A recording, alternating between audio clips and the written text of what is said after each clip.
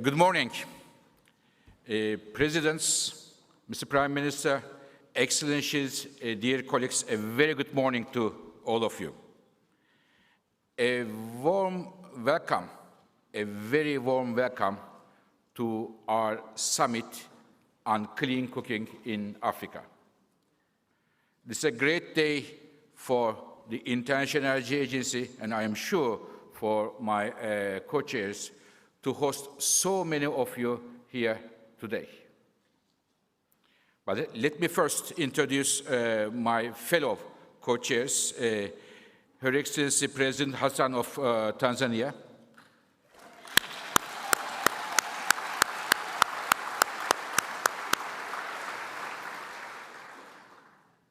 His Excellency Prime Minister of Støre of Norway,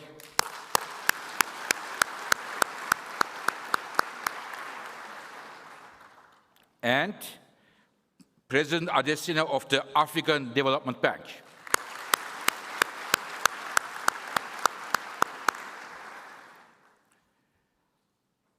Dear colleagues, we have over 1,000 people here in this room today, and thousands of people are following this event live, and we have high-level representatives from over 60 countries, most of them being from Africa. I would like to welcome all of you, the leaders, ministers, chief executives, and other delegates who travel from all countries across 5 continents to discuss and to come out with some concrete results from our summit on clean cooking in Africa. Dear colleagues, why the International Energy Agency is helping to organize such an event? At the IEA, we are a data organization. We collect data, we study data. And since 25 years, we have been collecting data on the clean cooking issue across the world, since 25 years. And we publish this data every year in our annual report, World Energy Outlook, the reference book for the global energy industry, looking at what is happening in the world. And when we look at the numbers, it was a global issue, a problem, but it is becoming a problem more and more focused on sub-Saharan Africa. According to our numbers, dear colleagues, today, still, 4 out of 5 families use open fire or basic stoves for preparing a meal. And the fumes, the toxins coming from that cooking practices are causing respiratory diseases, especially for women and children. And each year, more than 500,000 people, mainly women and children, die prematurely because of the respiratory diseases, because of these cooking practices. For us, for IEA, I am sure for all of you, this is not acceptable. This is not acceptable today, in this century, in 21st century. And to fix this problem, to solve this problem, you don't need to discover new technology. You don't need a huge amount of budgets. You need good financial resources and right policies to implement. So it is the reason we thought at the IEA, in addition to data, providing data, policy recommendations, we have another important characteristics. We provide concrete results. We thought we initiate to convene a summit where we bring governments around the world, industry leaders around the world, development institutions and the others, first, to get fresh, new financial commitments to raise this issue, and the second, come up with a roadmap to use this money. It is the reason today, with our 3 co-chairs, we are going to see that the several governments, private sector representatives are going to announce financial commitments, pledges to address this problem at this very meeting. I am grateful, first of all, to our 3, my fellow co-chairs, and all those governments and the private sector executives who are going to make these pledges announcements today. And at the end of the morning session, after all pledges, I will be announcing you what is the total amount of commitment for the first time announced in this very meeting. I can only tell you that I was so happy when I heard the number from my colleagues. I couldn't sleep. I was so happy, and I'm sure you'll be very happy when I am going to announce this money, thanks to your efforts, thanks to the efforts of all 3 co-chairs. I want to finish by only telling you one thing, and go to my, hear the remarks of my distinguished co-chairs. I believe, I have the feeling of the international momentum we are creating here, plus the amount of financial resources coming through, plus the next steps we have in mind. Many years from now, in the future, when we look back, we will see that the 14th of May 2024 will be considered or remembered as the turning point to address this issue. Thank you very much. Thank you. Now, dear colleagues, I would like to turn to my distinguished co-chairs, and I would like to start by inviting Her Excellency President Hassan of Tanzania to deliver her remarks. Madam President, please.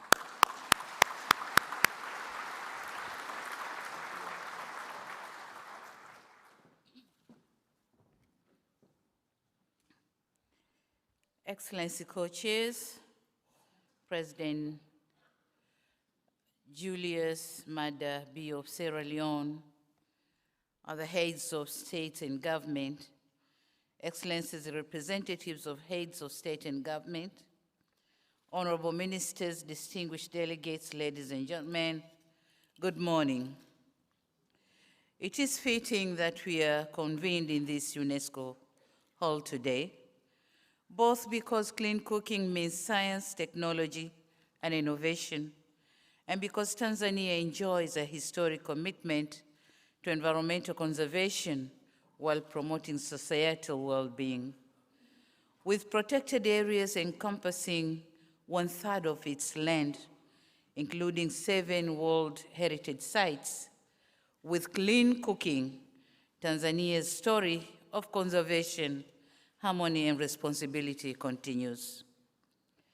Clean cooking is about a just energy transition, and it's also about positively impacting our people, our planet, and our environment.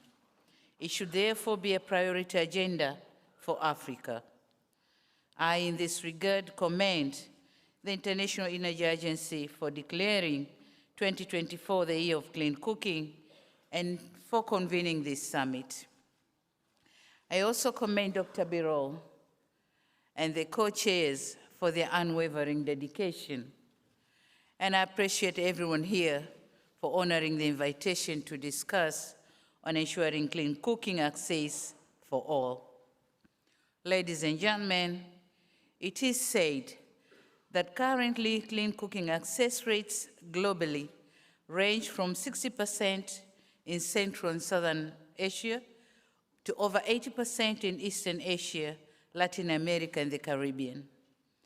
To the contrary, Africa, the continent with the highest population growth rates and with all necessary natural resources, ranks the least in access to clean cooking. Over 900 million Africans rely on unclean cooking solutions, a fact which contributes to environmental degradation, biodiversity loss, and the health hazards. As we see it, clean cooking in Africa has three dimensions. Foremost is the lack of access to adequate, affordable, and sustainable solutions. Many households, predominantly in the rural areas, struggle to adopt clean cooking solutions due to high costs, limited availability, and insufficient supply chains. The second dimension is lack of global attention, insufficient funding, and lack of awareness about the economic opportunities with the clean cooking industry that hamper efforts to scale interventions. Moreover, development of the needed solution is limited by insufficient research and innovation. The third factor is absence of smart partnerships to ensure clean cooking access for all. Emphasis must be put on realizing possible, affordable, and tailor-made solutions, and on sustainable responses through development of clean cooking fuels and technologies in Africa. The key role of gas in just energy transition has to be recognized. Excellencies, amidst these challenges, central to Tanzania's own commitment is delivering on our recent launched 10-year clean cooking national strategy, which aims to ensure that 80% of Tanzanians use clean cooking solutions by the year 2034. A national fund will be established to support clean cooking, and the Prime Minister will provide high-level oversight of implementation of the strategy. Furthermore, given the disproportionate burden faced by women, Tanzania will continue to advocate the African Clean Cooking Support Program not to only address the environmental and health impacts, but also empower women as agents of change within their communities. Ladies and gentlemen, effectively advancing the clean cooking agenda in Africa would help protect the environment by increased use, development, access to clean cooking solutions. Increased access would provide women more opportunities to engage in other productive economic activities, arresting cycles of poverty and inequality. On the other hand, reduced use of biomass fuels would slash exposure rates to toxic fumes and save lives. We are confident that this is achievable. The lessons learned in Brazil, India, and Indonesia serve as prime examples, and in Africa, Ghana stands as an example with lessons to share. Excellencies, I would conclude by saying that this summit underscores our shared commitment to advancing the clean cooking agenda, and central to this are support mechanisms and policy measures that provide a framework towards universal adoption of affordable clean cooking fuels and technologies across the continent. The sustainability of these measures relies on the ecosystem that would mainstream those measures into existing development and environmental financing facilities, and in integrating this in key multilateral platforms. Now, to guarantee a resource for clean cooking, this summit has to call and humble requesting for a generous next replenishment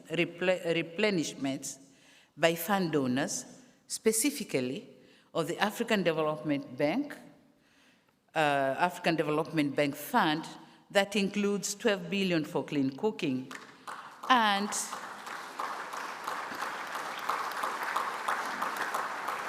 thank you.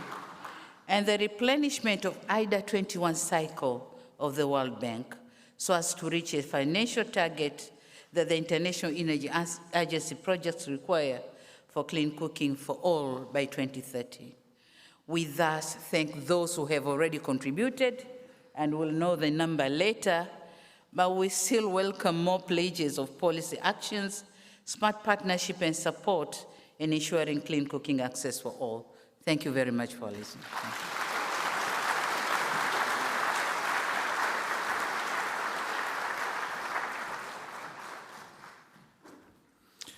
Thank you very much, Madam President. Dear colleagues, as Madam President underlined, this issue is a health issue, it's an economic issue, energy issue, environmental issue, but maybe above all, it is a gender issue. And I want to thank Madam President for her leadership in this area. Thank you very much, Madam President.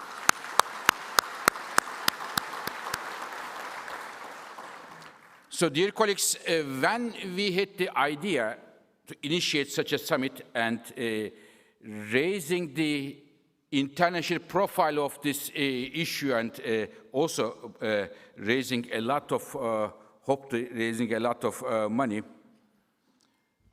we thought whom to start with to ask for the support.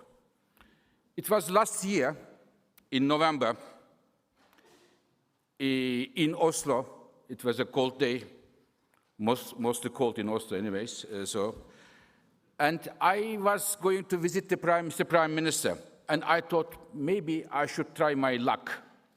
I can raise the interest of Mr. Prime Minister to be a part of this effort. Dear colleagues, I had a lot of numbers, and before finishing my numbers and explaining the situation, and Mr. Prime Minister said, yes, I am interested to be a part of this effort. And he is the first one I have recruited for this summit. I thank you very much, Mr. Prime Minister. Prime Minister of Norway.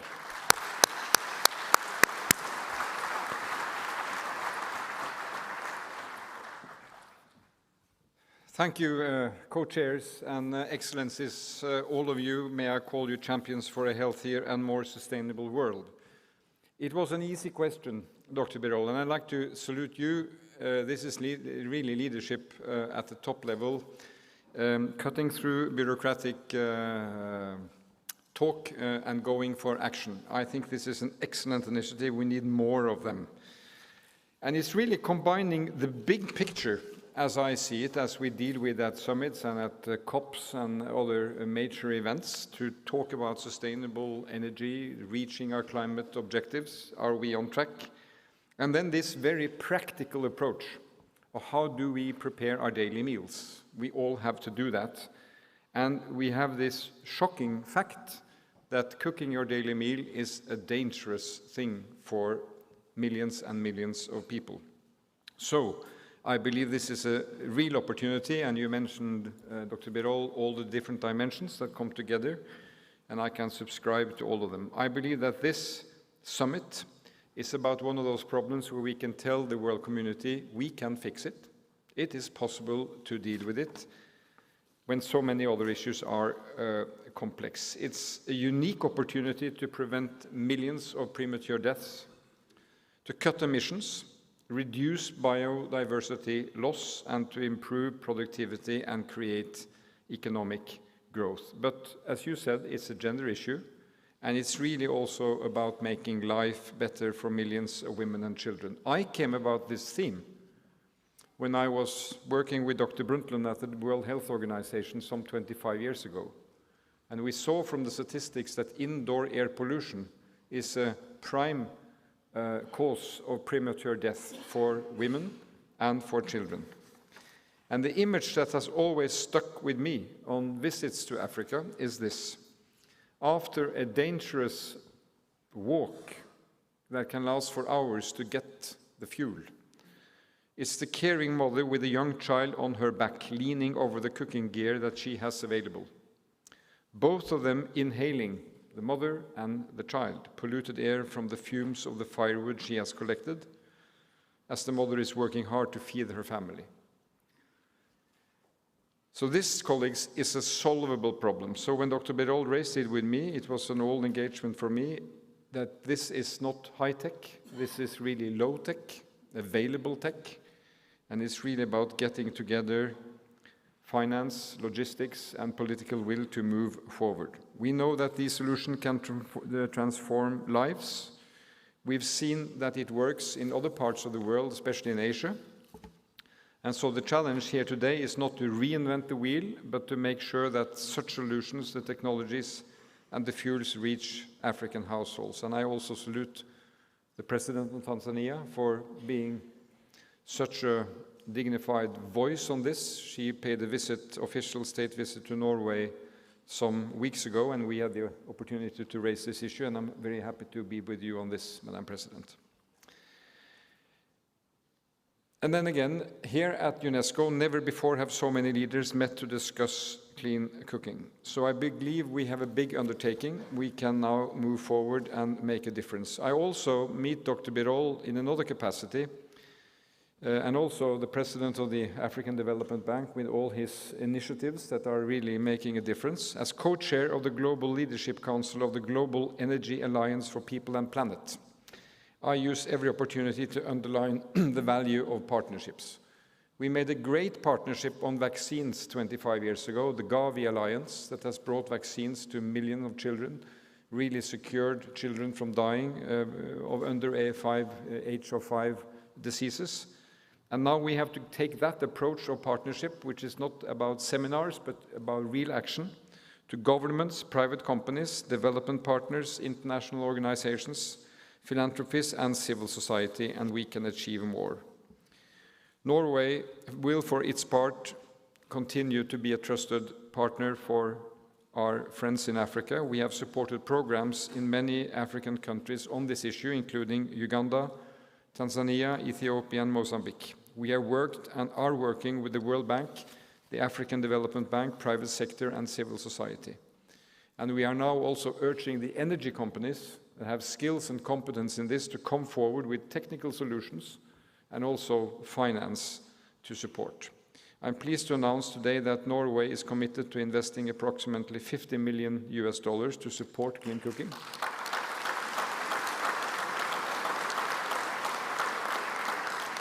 And we are ready to continue to champion this cause, especially welcoming the private sector and prime among them the energy companies to take part. So, dear friends, together we can make a difference on this issue. And this rainy day in Paris, it is sun in Oslo and warm, I can tell you, is an excellent start. Thank you for your attention.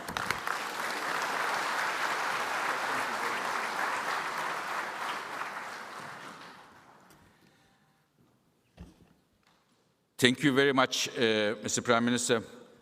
Dear colleagues, can you please join me to thank Mr. Prime Minister for this 50 million euros coming to Africa.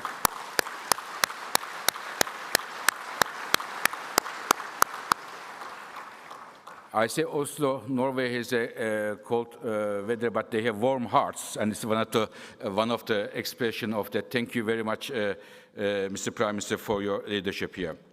Dear colleagues, there is an institution which is at the heart of all development issues in Africa, and I am very happy now to invite my co-chair, the President of African Development Bank, Mr. Adesina. Over to you, sir.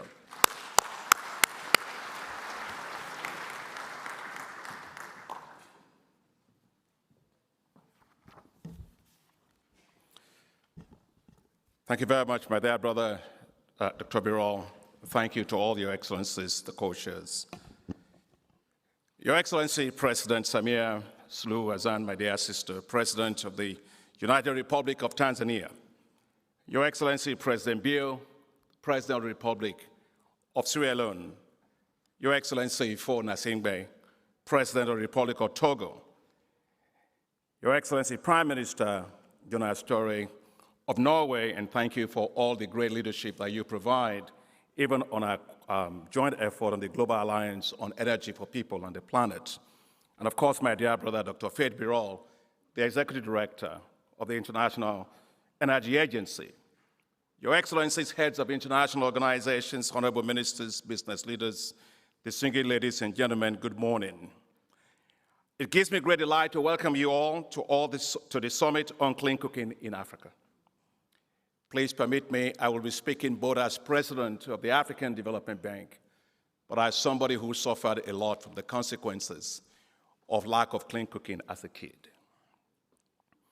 It's a great honor to co-chair this summit with Our Excellency Samia Suluhu Hassan, President of the Republic of Tanzania, His Excellency Gahr, Støre, Prime Minister of Norway, Dr. Fatih Birol, Executive Director of the International Energy Agency. Thank you all for honoring our invitation. I'm delighted that the COP29 President-Designate is here with us today. This means that what we are discussing today will shape COP29 agenda and our discussion on energy transition globally. This momentous summit is the largest ever gathering of leaders and decision makers dedicated to confronting the urgent issue of lack of access to clean cooking in Africa. It is very timely, and it must be decisive. It is shocking that 1.2 billion people in Africa, that means basically 1.2 billion women, do not have access to clean cooking solutions. They rely on biomass for wood and charcoal to cook. These hardworking women who cook for their families and their girls spend several hours looking for and collecting firewood and charcoal. With bent backs, they carry loads of firewood and charcoal and walk several kilometers just to be able to cook a decent meal for their families, things we all take for granted. And how can this be? Why must we allow such a thing to happen? Africa loses 600,000 women and children annually from the effects of secondary smoke from partial combustion of biomass, firewood, and charcoal.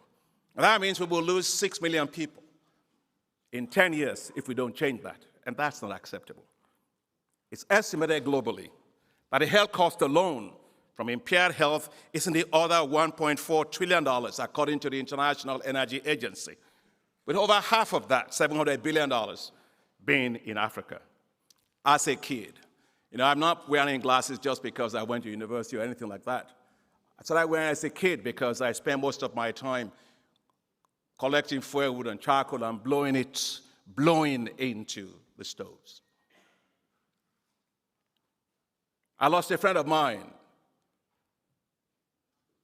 She, like us in low-income neighborhood, they couldn't afford gas or anything like that.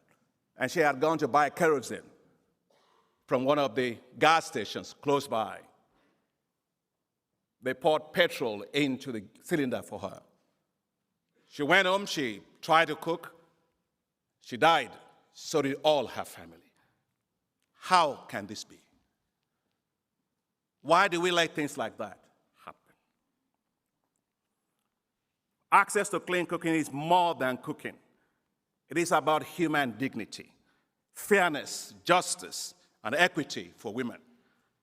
It is more than lighting of the stoves. It is about life itself. The imperative of clean cooking is clear and overwhelming for the environment and climate change, and Madam President Samia had laid it out with the Prime Minister and also Dr. Birol.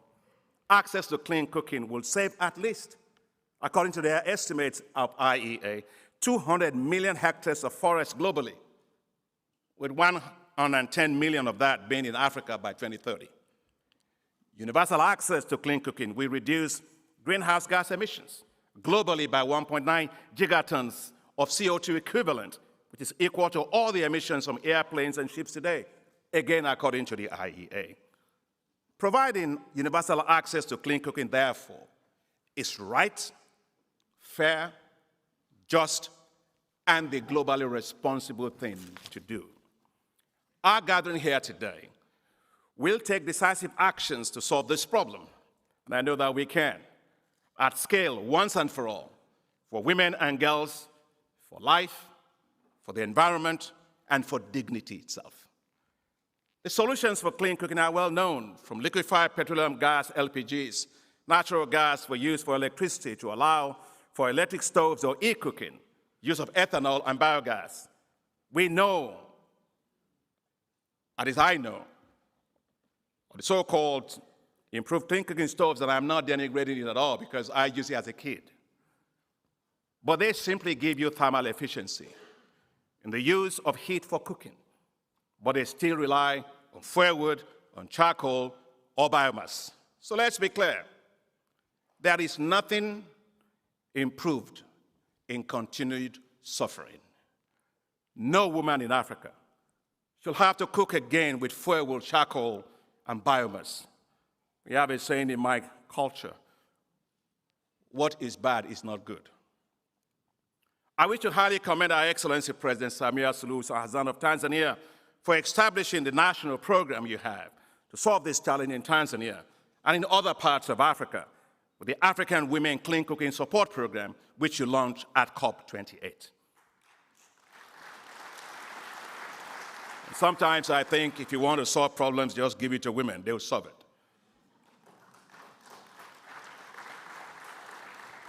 It's time to restore dignity to women to cook in Africa, just like everybody does in all developed countries.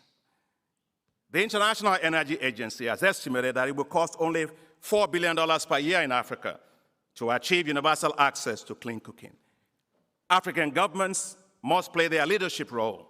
Governments must allocate at least 5% of the current $70 billion spent on energy investments annually for the provision of clean cooking solutions. And that will provide us close to the $4 billion needed annually to solve this problem. I want to thank the Prime Minister of Norway for the announcement that he has made. Norway has always been a great supporter of all of the efforts that we do on renewable energy. And thank you very much, Mr. Prime Minister. Please give it up to them. The African Development Bank will play a major part in this collective effort, and we will allocate 20% of all of our financing in energy to clean cooking. I just want to be sure it wasn't easy for me to do that. I locked up my vice president. Is you here? Yes, Kevin. I locked him up in my hotel room until 4 o'clock in the morning. And I threatened him at the end of the day. I said, if you can't solve it for women, I'll replace you with a woman as a vice president. And so he came up with a number, so he kept his job. I'm therefore pleased to announce to you today that the African Development Bank will commit $2 billion to clean cooking over the next 10 years.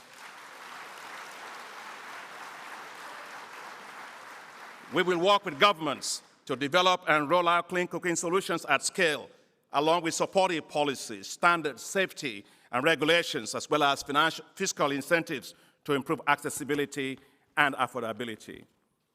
We cannot solve the global clean cooking challenge unless we first solve it first in Africa. I therefore wish to thank you, Madam President. I took note. President Samia Suluhu Hassan, for your call for $12 billion facility to be set aside for the 17th replenishment of the African Development Fund to drive universal access to clean cooking for women across Africa. If you support that, please clap for her, and we're grateful for that. The African Development Bank stands ready to work with all the countries, with the IEA, who is doing an astounding job, the African Clean Cooking Consortium and partners to mobilize the resources to tackle this challenge and get it done once and for all, and give opportunity for girls not to die like my friend did. Let us from today create a spark and trigger a movement to assure 100% access to clean cooking for women in Africa. It's the right thing to do, and I know that we can do it. So let's join this on a movement and get it done. Thank you all very much.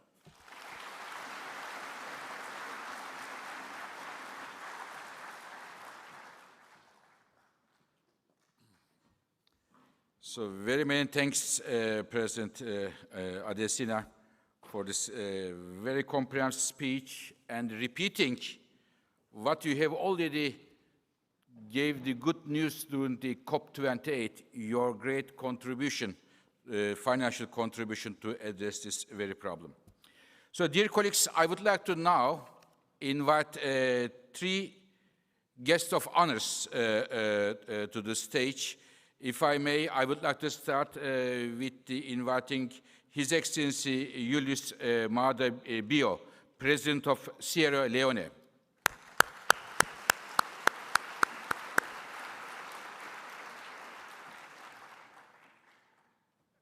And together with Mr. President, I also would like to invite another president, His Excellency Mr. Faure Gnassingbé, President of Republic of Togo.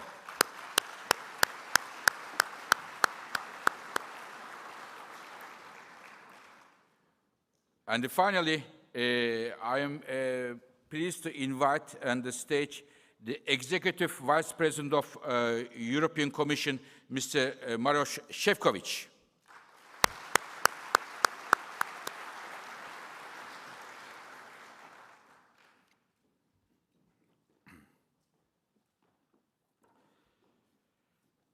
So, dear colleagues, I would like to invite the Excellencies to give us their perspective on this very issue, and I would like to start with inviting President of Sierra Leone. Mr. President, please.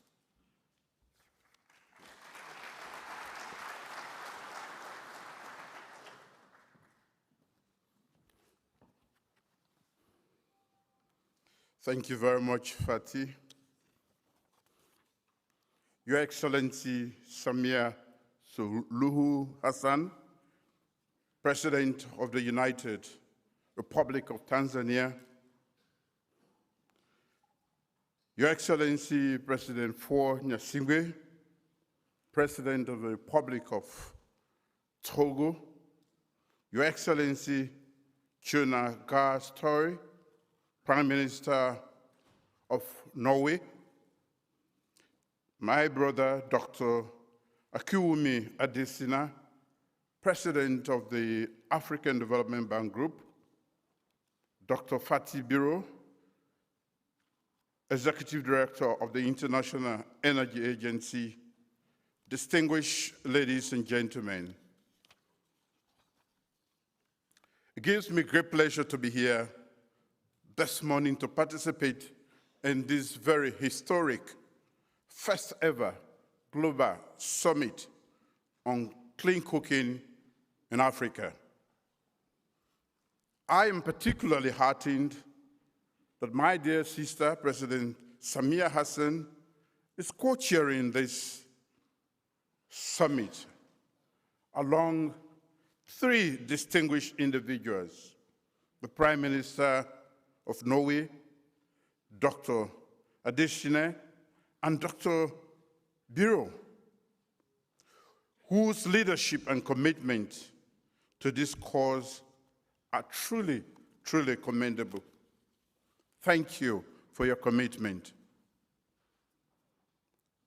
I wish to commend the International Energy Agency and the African Development Bank Group for convening the summit.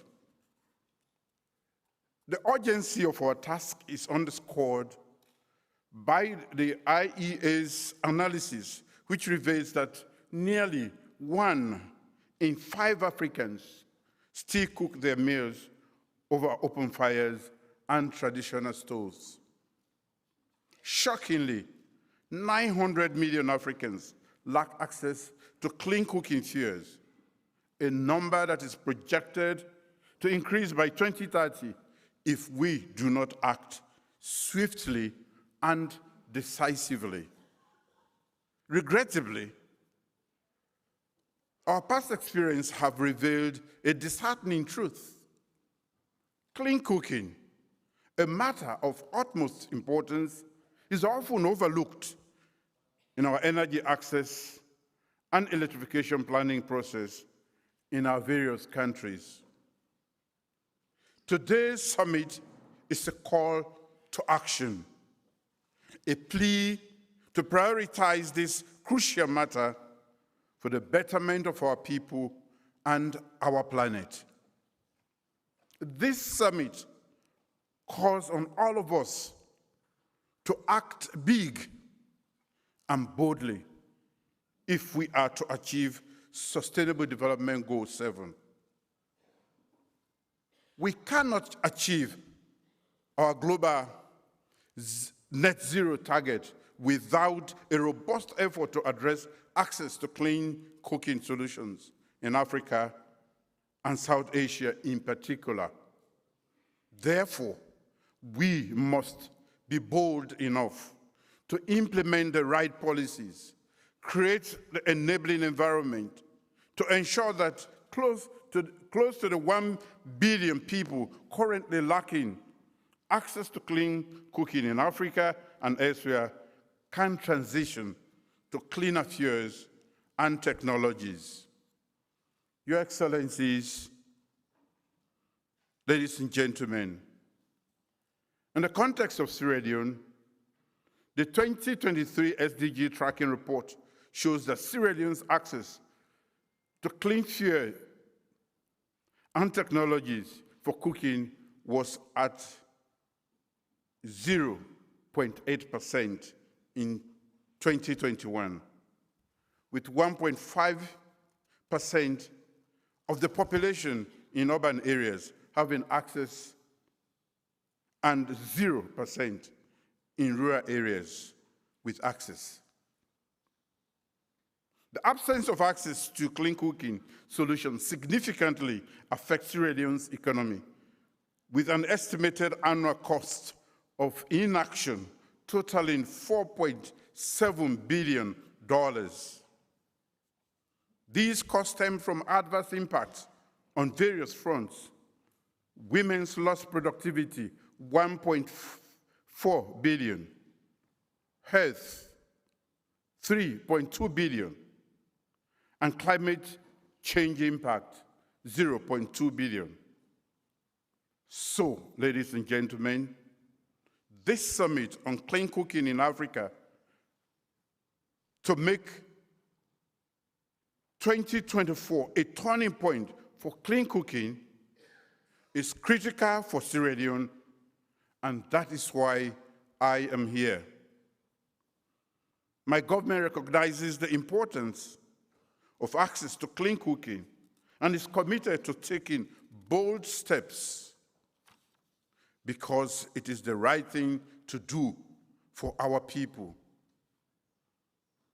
We have mainstreamed clean cooking in our energy planning processes, and I am pleased to inform this august body that in the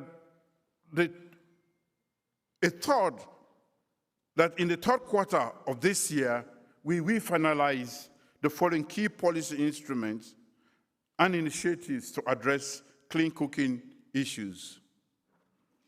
With the support of the Sustainable Energy for All, we will complete a just and inclusive energy transition plan or green growth plan, which includes access to clean cooking as a major pillar. With the support of the World Bank, a clean cooking strategy and action plan will be completed by June. With the support of the Clean Cooking Alliance, we are establishing the Clean Cooking Delivery Unit embedded within the Presidential Initiative on Climate Change, Renewable Energy, and Food Security. We are establishing a Climate Finance Energy Innovation Hub, with OPEC Fund for International Development.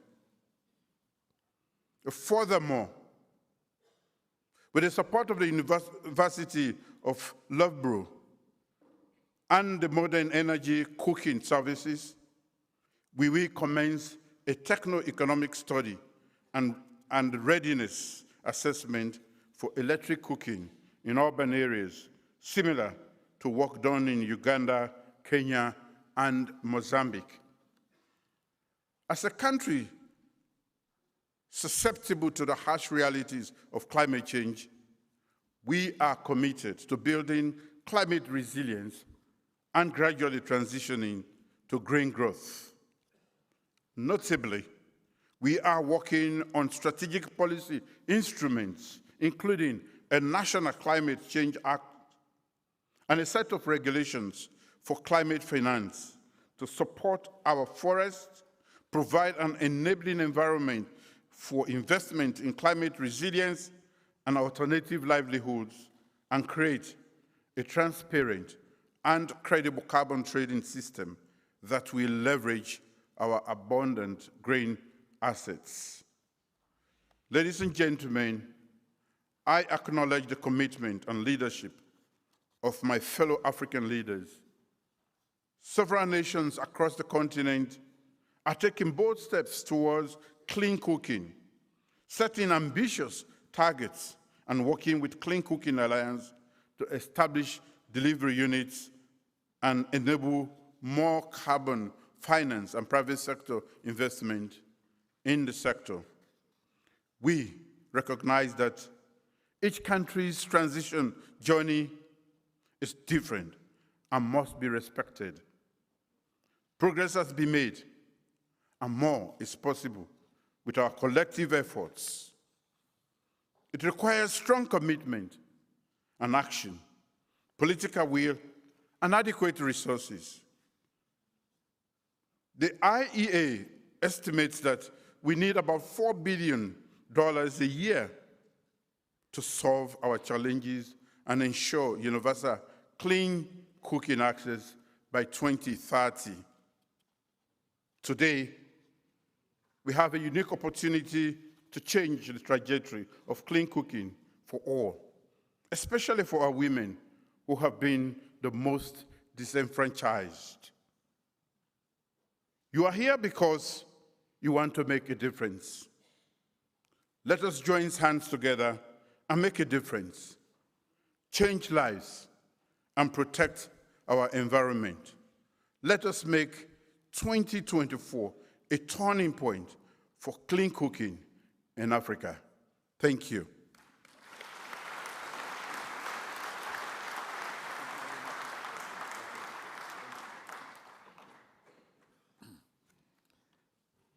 Thank you very much, Mr. President. Yes, as you said, let's change the trajectory. And as I mentioned a few minutes ago, when I look at now the international momentum, and I will tell you more in a few minutes, and when I look at the money, the financial resources we have raised, and the roadmap we are putting together with several African countries, gives me the hope that, as Mr. President mentioned, this year can be a turning point on this very issue. And thank you very much for your leadership here, Mr. President. And if I may, I want to also thank you very much for one of your experts, Kande Yumkela, working with me since many, many years. Thank you very much, Kande, for that. Dear colleagues, we are honored by the presence of another president, His Excellency President Gnassingbé of Togo, who has been also very much involved in energy access issues. And I would like to now offer the floor to you, sir. Please.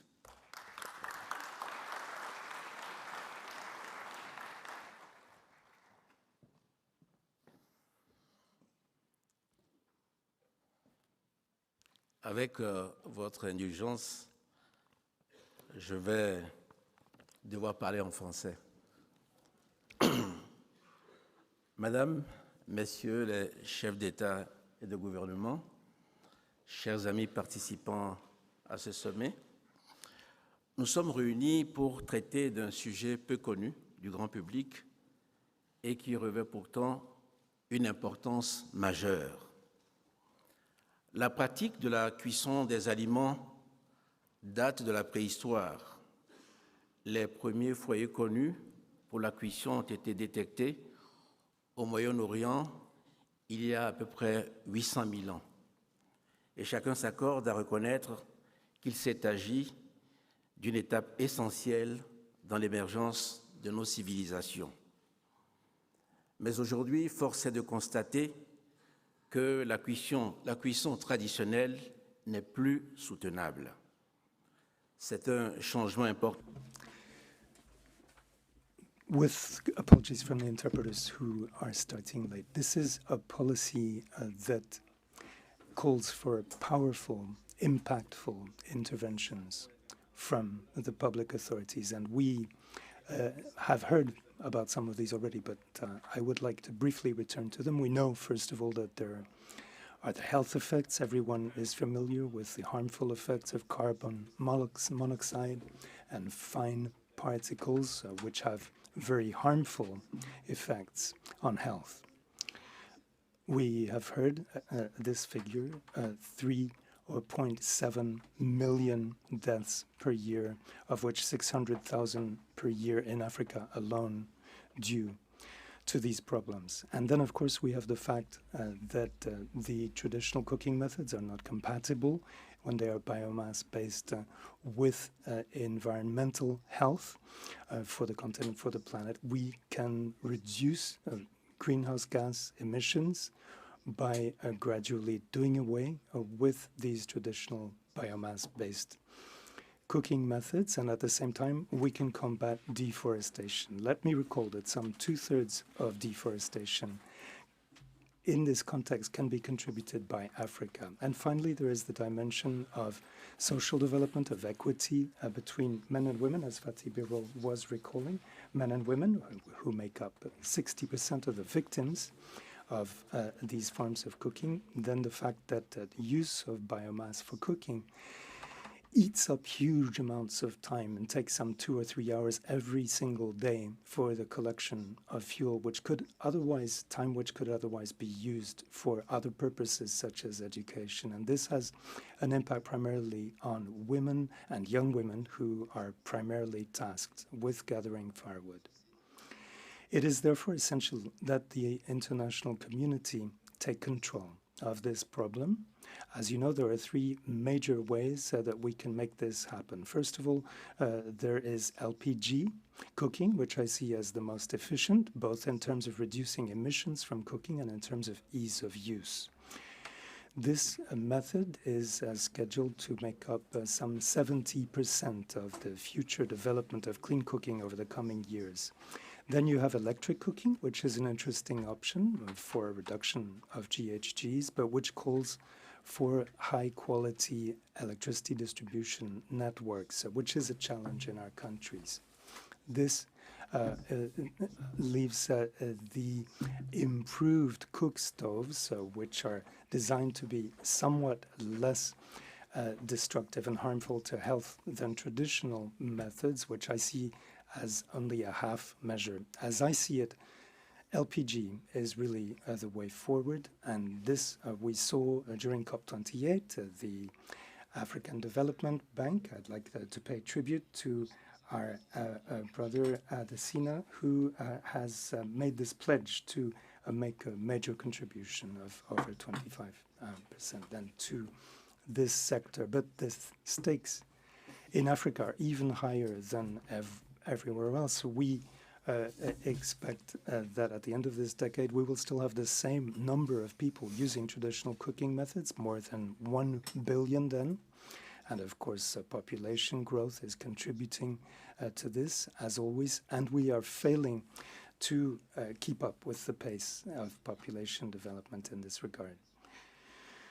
We will need, therefore, to have more involvement by the public sector. Of course, the state has a lot to do in this realm of clean cooking in Africa, given that it has the potential to reduce GHGs by some 2/3 with the transition to clean cooking. There are many perspectives opening up, which have to do in particular with carbon emission credits. For example, in Kenya, we have a program where as such credits can be used to subsidize the purchase price of the kits for clean cooking. And there are many ways that we could interest public sector investors in different aspects of the production, the stocking, and the sale of the necessary equipment and materials. Nevertheless, none of this will happen without the full commitment and involvement of public authorities. And I'd like to list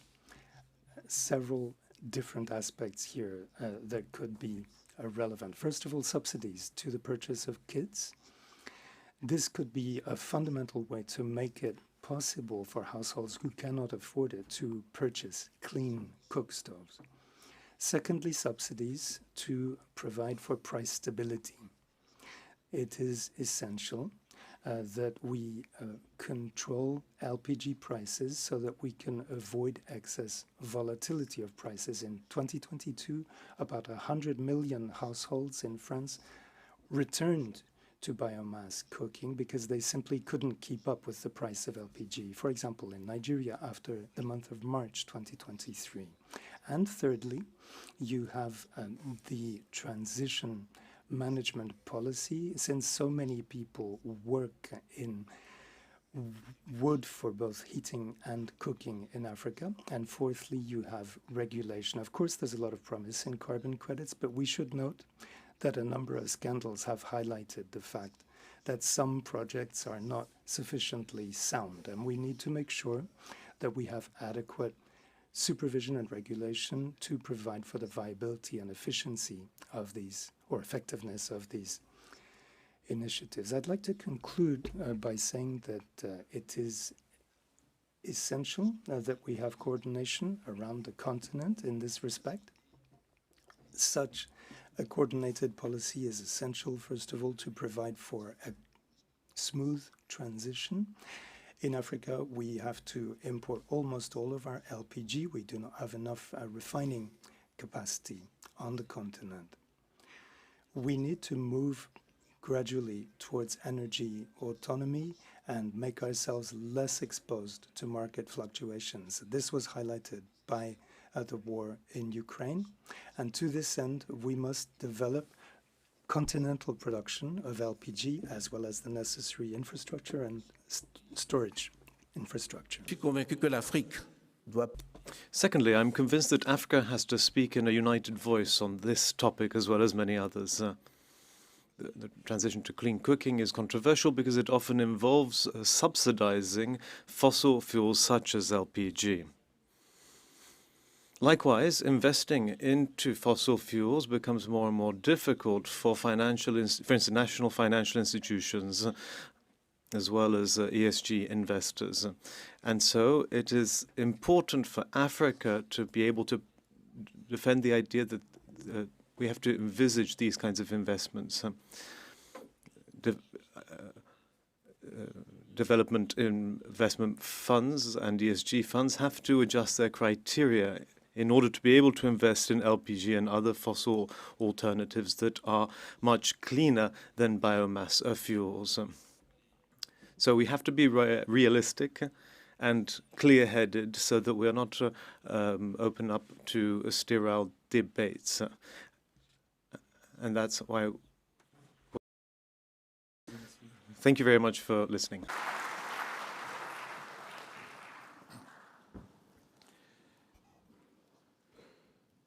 Merci, Monsieur le Thank you, Mr. President. Great thanks for your talk. The last speaker of this session is from Europe.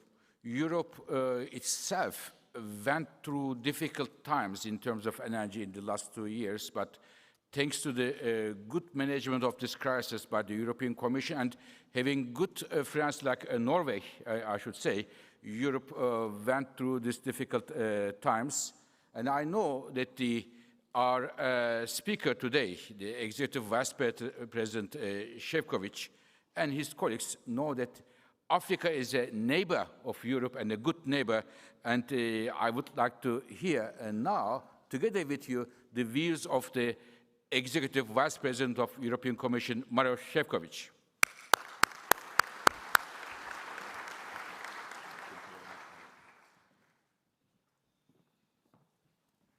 Dear President, dear Prime Minister, Excellencies, honorable guests, and ladies and gentlemen, indeed, it's a pleasure to be here today, and I would like to thank our good friend Fatih and the International Energy Agency, as well as African Development Bank and the Clean Cooking Alliance for organizing this very important event, because it gives us an opportunity to discuss an issue that is often overlooked, but which, as we heard also this morning, affects the everyday lives of so many. 2.3 billion people around the world lack access to clean cooking. And this is a particular concern in Africa. And those who know me a little bit, you know that Africa is very close to my heart because I served in Africa, I feel for Africa, and I brought the most precious gift from Africa. My daughter, Martina, was born there in Zimbabwe. And therefore, for me, the reality that across the whole continent, the people are dying every day as a result of not having access to clean cooking is clearly unacceptable. And on top of it, especially when we are talking about the majority, overwhelming majority of women and children who are the most affected. But this problem can be fixed. And I'm very obliged to IEA that they put a concrete figure on it. We are talking about $4 billion of capital investment per year, and that would be enough to ensure that everyone in Africa has access to clean cooking by 2030. So together, we can fix an issue affecting billions of people in just 6 years with an amount of funding well within our reach.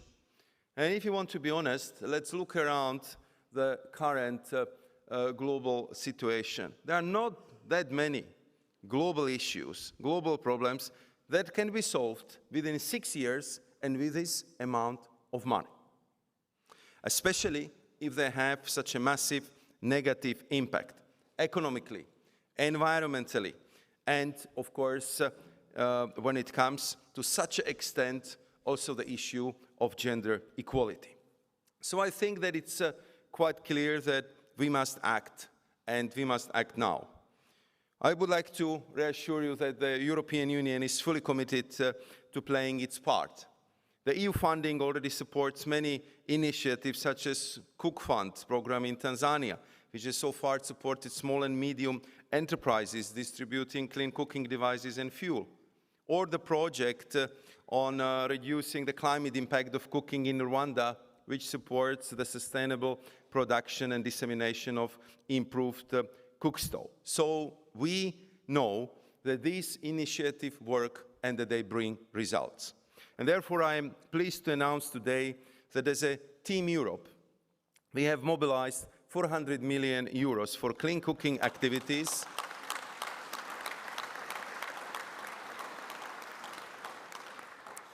I saw the face of Fatih brighten immediately. So 400 million for clean cooking activities under EU Africa Green Energy Initiative, and I'm of course extremely happy that 150 million euros of this tranche came from the EU funds alone.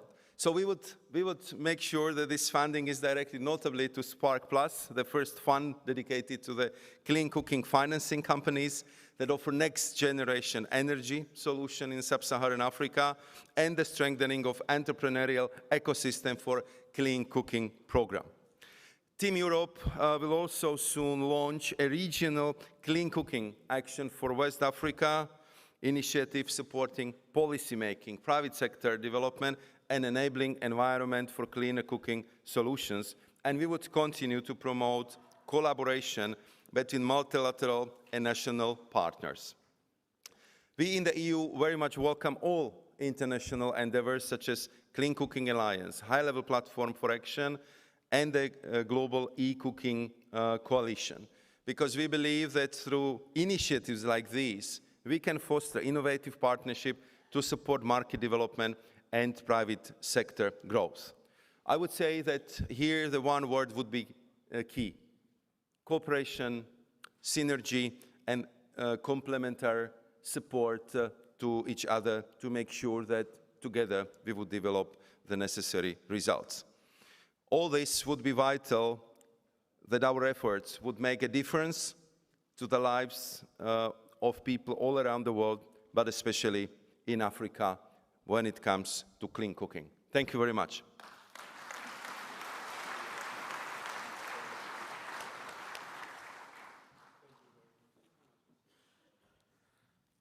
So, dear colleagues,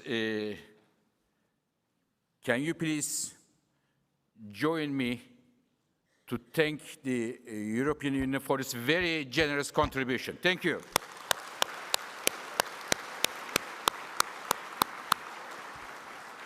So, Maroš, thank you very much for this generous contribution. We were friends, but now we are very good friends after this. Thank you very much for that.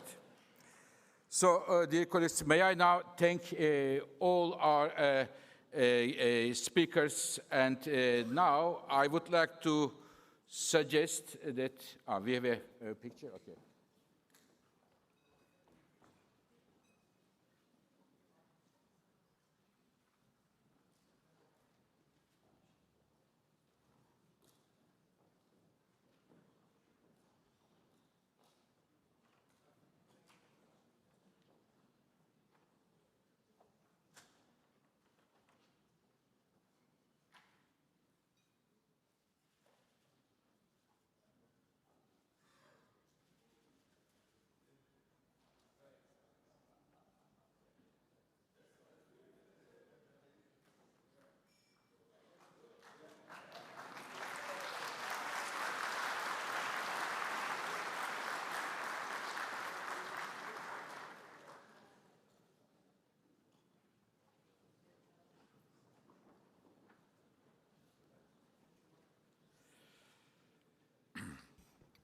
So, dear colleagues, as I said, when we were organizing this event, one of the personalities that I talked to was Mr. António Guterres, the Secretary of the United Nations. He very much wanted to be with us today, but he couldn't come. So he sent a video message to all of us. I would like now ask my colleagues to run this video of the Secretary General of United Nations. Excellencies, friends, I thank the International Energy Agency and its Executive Director, Dr. Fatih Birol, for convening this important summit. Cooking fuels are fueling crises.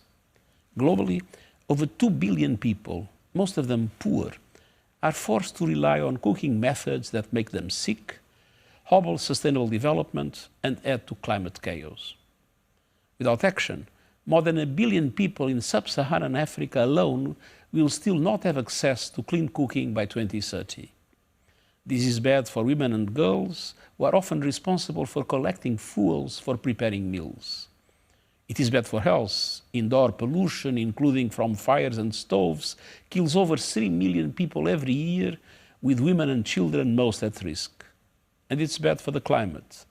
Domestic fires add to the pollution, causing the world to overheat, with devastating effects for the world's poorest, who have done the least to cause the crisis.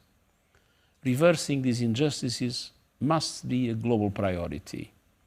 We need urgent action to give everyone, everywhere, access to clean cooking. We have a recipe for success, our global roadmap for just and inclusive clean cooking transition. The United Nations roadmap charts a path to universal access to clean cooking by 2030 and net zero cooking by 2050.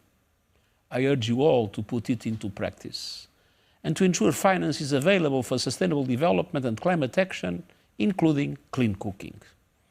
Developed countries must honor their climate finance commitments, and all countries must push for a strong finance outcome at COP29 this year. And I urge you to support United Nations proposals for an SDG stimulus of $500 billion a year, including action on debt to scale up affordable long-term financing for countries in need. Together, let's clean up cooking and create a healthier, safer, more equal world for us all. Thank you.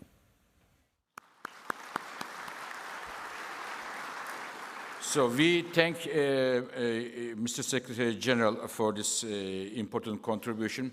Now, dear colleagues, the next 2 sessions we will hear more announcements from governments and from the private players.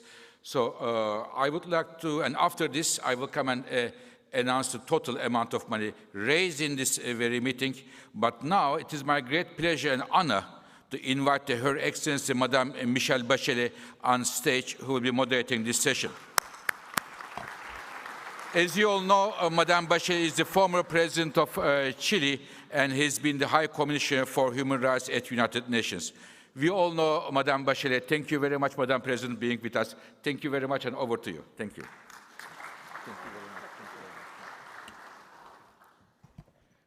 Good morning to everyone. I think after we have heard some good news, it looks like outside is not raining, it might be the sun shining.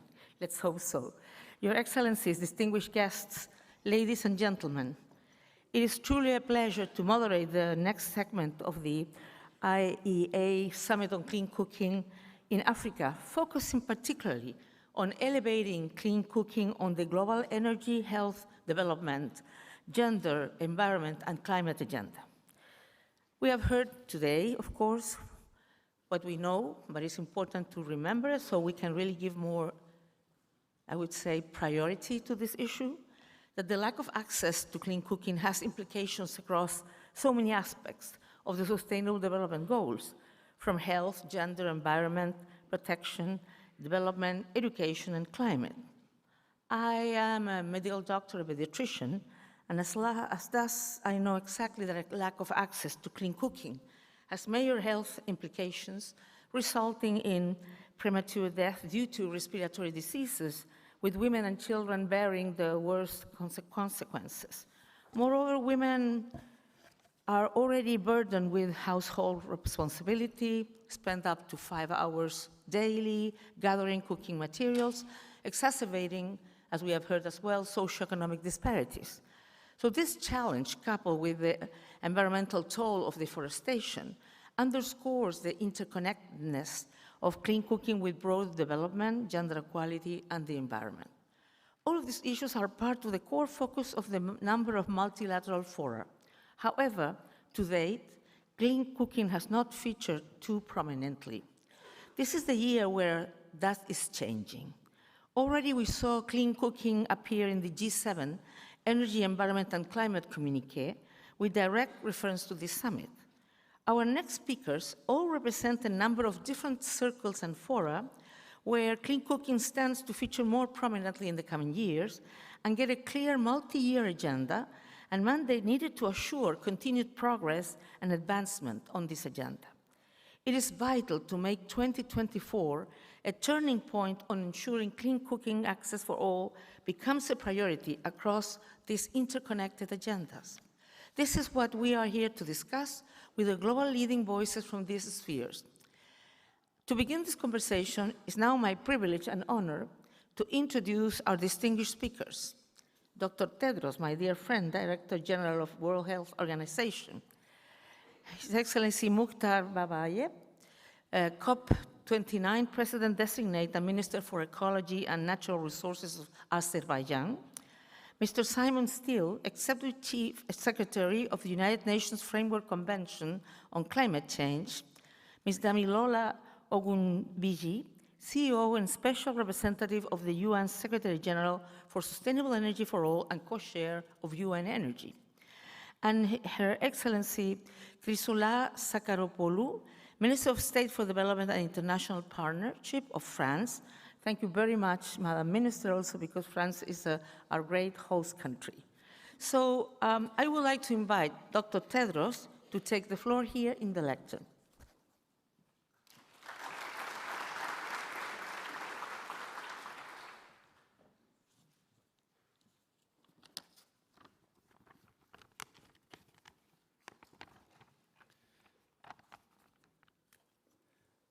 Thank you, President Bachelet, our moderator.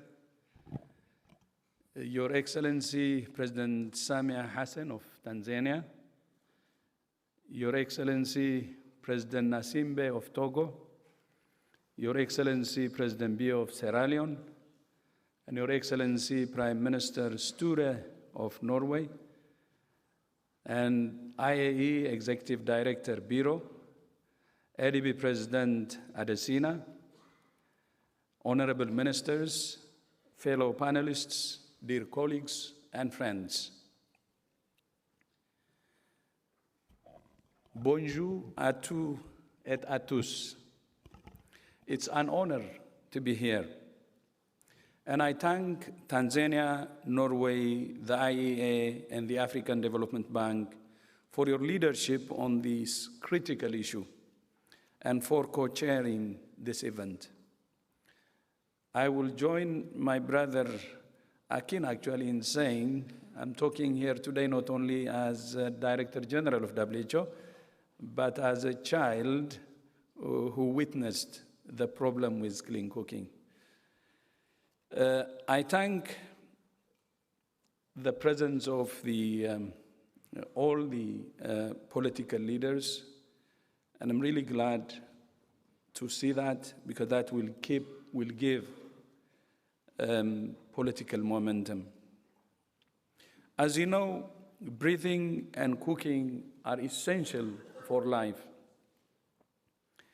And yet, for millions of people, they're a cause of disease and death, from stroke, cancer,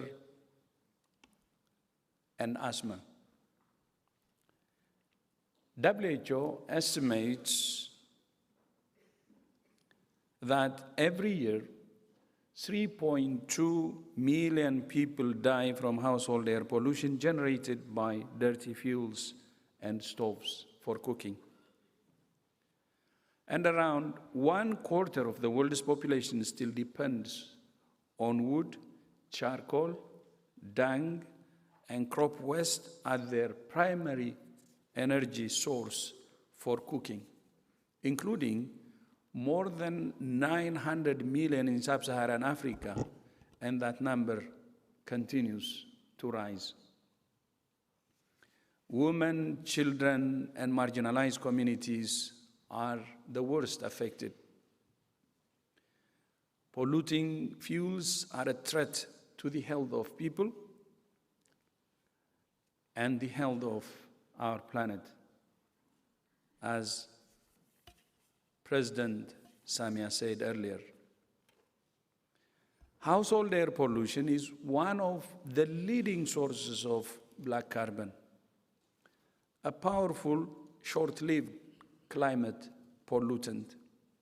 In some places, the use of polluting fuels for cooking contributes to almost half of all ambient air pollution or indoor air pollution. This is not only a technical problem, but one deeply entwined with poverty, development, and infrastructure. To solve this challenge, we need leadership and partnership. We need political leadership, and I thank Your Excellencies, President Hassan, President Macron, President Gnassingbé, President Birol, Prime Minister Støre, for demonstrating that leadership today. And I hope you will continue to mobilize your colleagues to join you.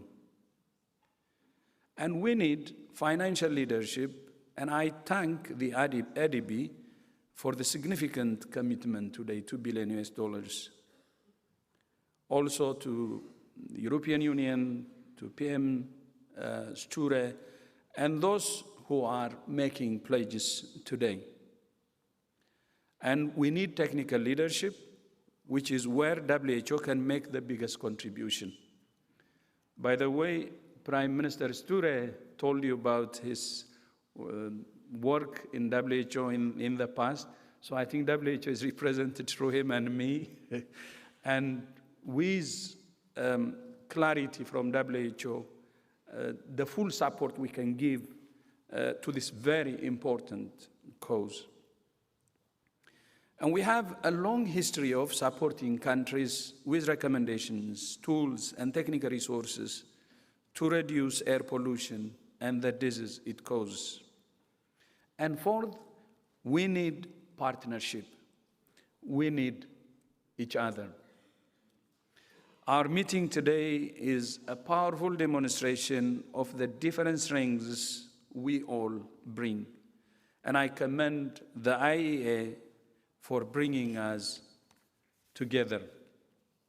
And thank you, Mr. Birol. and also for the technical consultations you have done to prepare for this summit. WHO is committed to working with you and with our fellow UN agencies to accelerate access to clean cooking fuels as a top development priority. In 2018, we created the Health and Energy Platform of Action, bringing together a strong network of countries, UN agencies, civil society organizations, researchers, and other development partners to accelerate access to clean cooking for health. And together with our partners at the World Bank, we recently released the first global roadmap for a just and inclusive cooking transition, which outlines the strategy to eliminate cooking poverty and promote net zero clean cooking for all. In March next year, WHO will host our second conference on air pollution and health, and clean cooking will be high on the agenda. Thank you all for your political leadership, the financial leadership, the technical leadership, and the partnership that you're demonstrating today. My thanks especially to the IEA for mobilizing this broad coalition of partners to support some of the most vulnerable populations in my continent, Africa.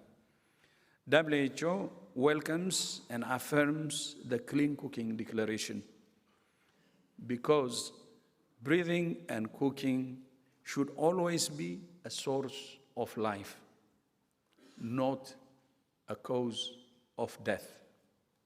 Merci beaucoup, and I thank you. And back to you, Madam President.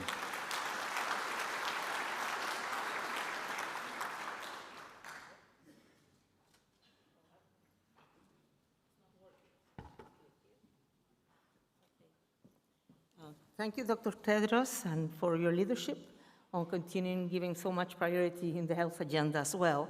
And now I would like to give the floor to His Excellency Mukhtar Babayev, COP29 President-Designate and Minister for Ecology and Natural Resources of Azerbaijan, here to the lectern.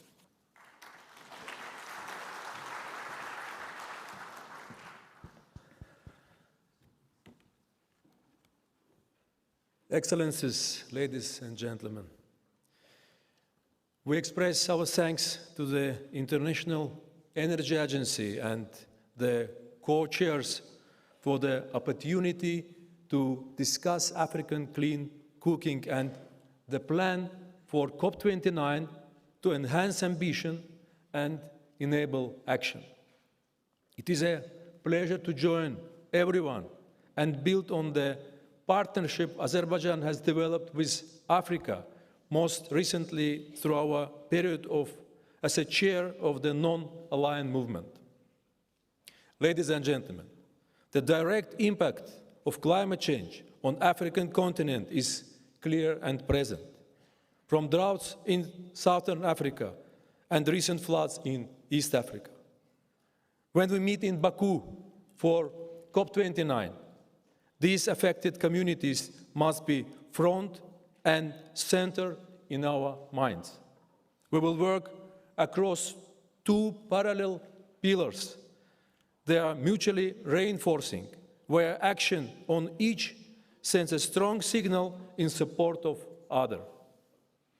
This involves setting clear national plans to keep 1.5 within reach and leave no one behind, while also putting in place the finance we need to deliver. On the one hand, we need the parties to signal their own determination to act with ambitious indices, national adaptation plans, and transparency reports. On the other hand, we need enable action by unlocking climate finance. Within this framework, we are aimed to use opportunities of clean cooking. First, the next NDCs will be a chance to present country-owned vision for sustainable development. This should include developing tailored strategies for promoting clean cooking as a part of comprehensive national plans. The COP29 presidency within the Troika platform is also working to enhance international cooperation to ensure that parties receive all the support they need to design and implement the next generation of NDCs. We are already working with our colleagues from UNFCCC, UNDP, and the UN Secretary General's office to ensure that we use full potential and capacity on the UN system. COP29 presidency is actively engaging with multiple actors across international and domestic public finance, multilateral financial institutes, and the private sector. These financial actors should be ready to allocate higher shares of their investment portfolios also to support clean cooking. This year, we must negotiate a fair and ambitious new climate financial goal, which can contribute to addressing challenges such as clean cooking. Additionally, functioning of Article 6 will enable parties to implement their climate plans and targets to promote sustainable development and environmental integrity, including using market-based approaches. In these views, we believe that all parties will actively engage in Article 6 negotiations and will make every effort to achieve a tangible outcome during COP29. As COP29 presidency, we will do our best to facilitate this dialogue. Dear friends, by providing financial resources, technology transfer, capacity building, and policy support, African countries will be better enabled in transitioning to cleaner and more efficient cooking solutions. This support can improve health outcomes, reduce deforestation, mitigate climate change, and enhance energy access for millions of the people across the continent. We as COP29 presidency are committed to doing our part to enhance ambition, enable action, and ensure that we can provide clean cooking access for all of Africa by 2030. Thank you. Thank you. Thank you very much, Minister Babayev, for that remark and and the leadership during COP29 in this direction. Now I would like to give the floor to Mr. Simon Steele. He is the Executive Secretary of the United Nations Framework Convention on Climate Change. I will invite you to the lectern.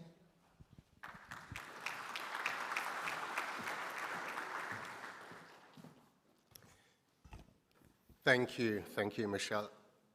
Excellencies, colleagues, friends. Around 2% of overall human-caused emissions comes from cooking. And 2% may sound like a very small number, but that is equivalent to the emissions that are generated by aviation and the emissions generated in the shipping sector. So it is significant. At COP28, international donors committed to investing billions of dollars into clean cooking, which can make a dent in the 3 to 4 million premature deaths attributed to household air pollution globally. And this is one of the clearest examples I've seen of the benefits of actions outweighing the costs, in particular, the benefits of action in support of women and children, in reducing poverty, in improving health, increasing energy access, whilst at the same time fighting climate change. This is an incredible opportunity. And we have heard some of the numbers, just $4 billion per year over the course of the next 6 years to address this particular issue. But the reality is, to date, despite all of the momentum that was generated in Dubai last year, the funding mobilized, both through the private sector and through international development community, has generated a fraction of what is needed. And we have to change that. Again, we've heard 1,000 of us here in the room, representing many of the entities who can actually make a difference.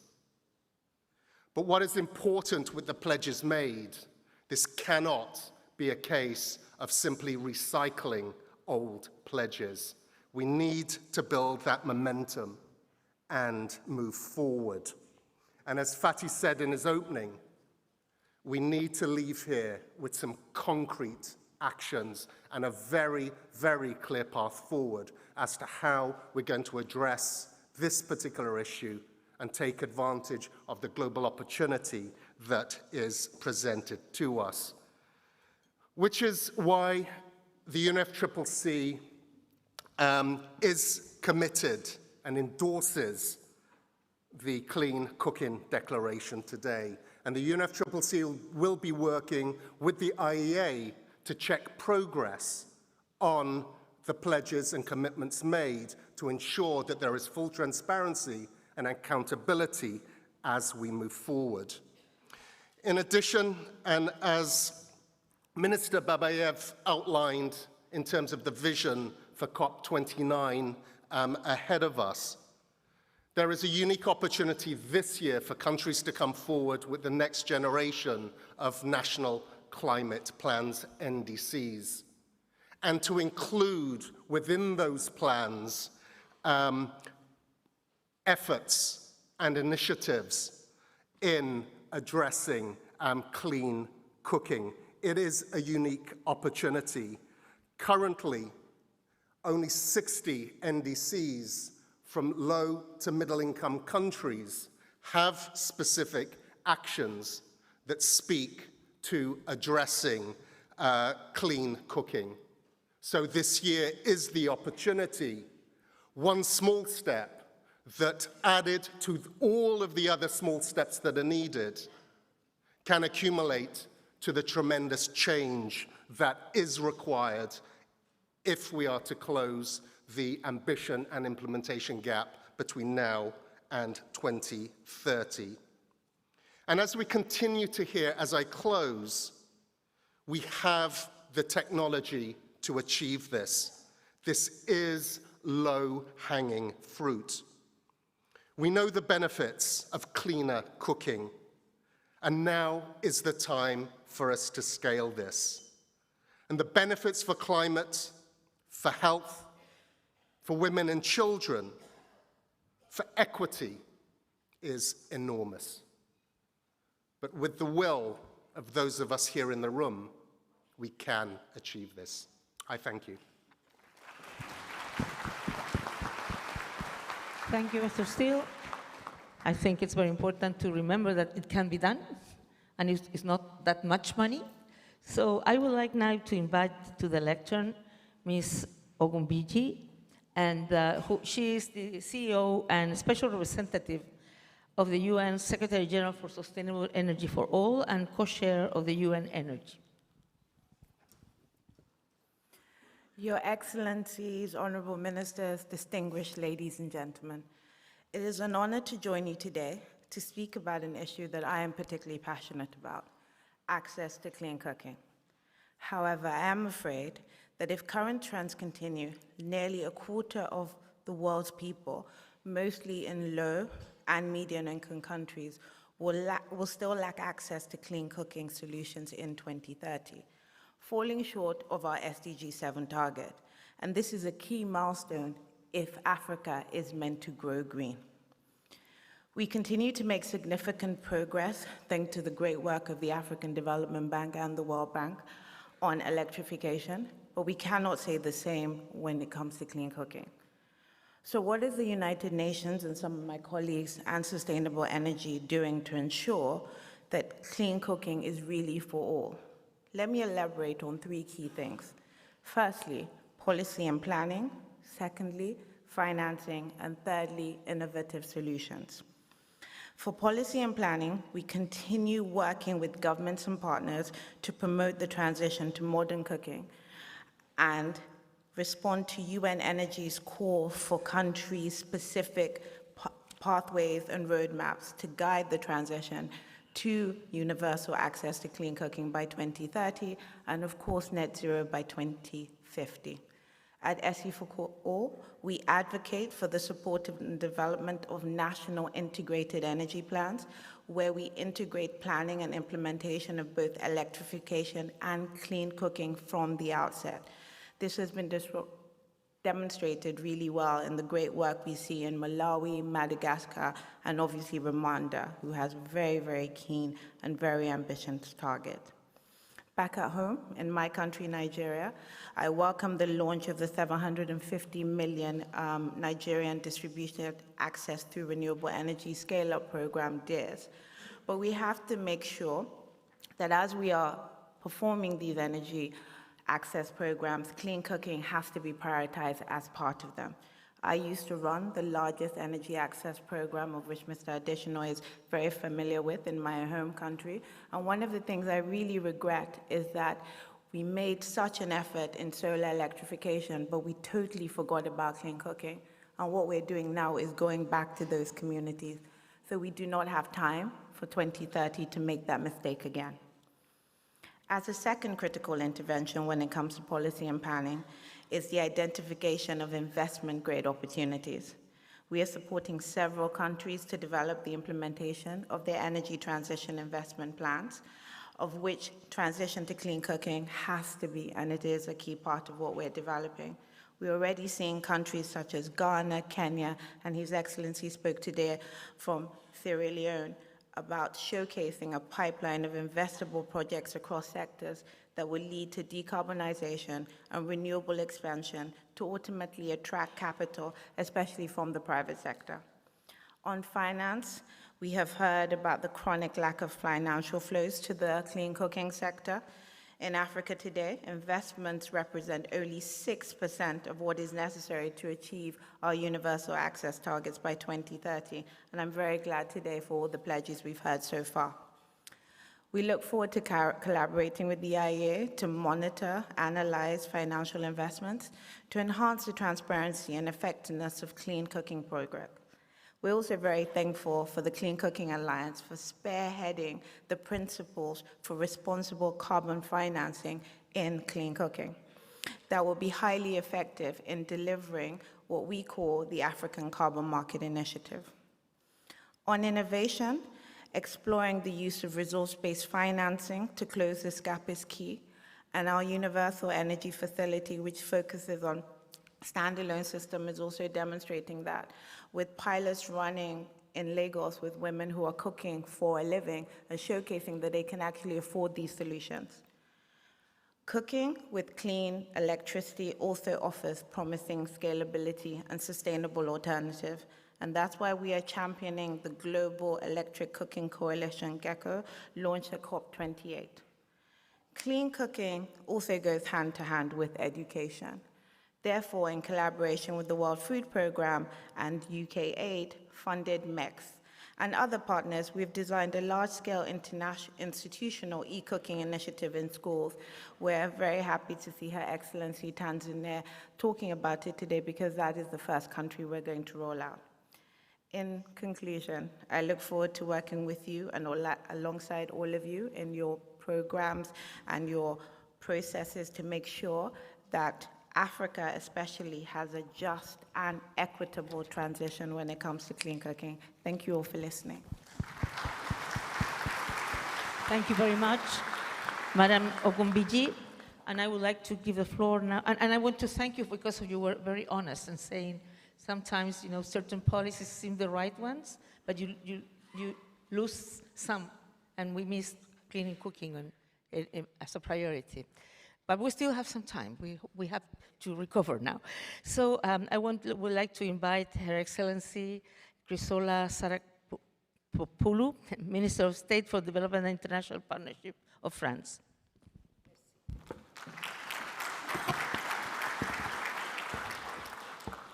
Merci beaucoup.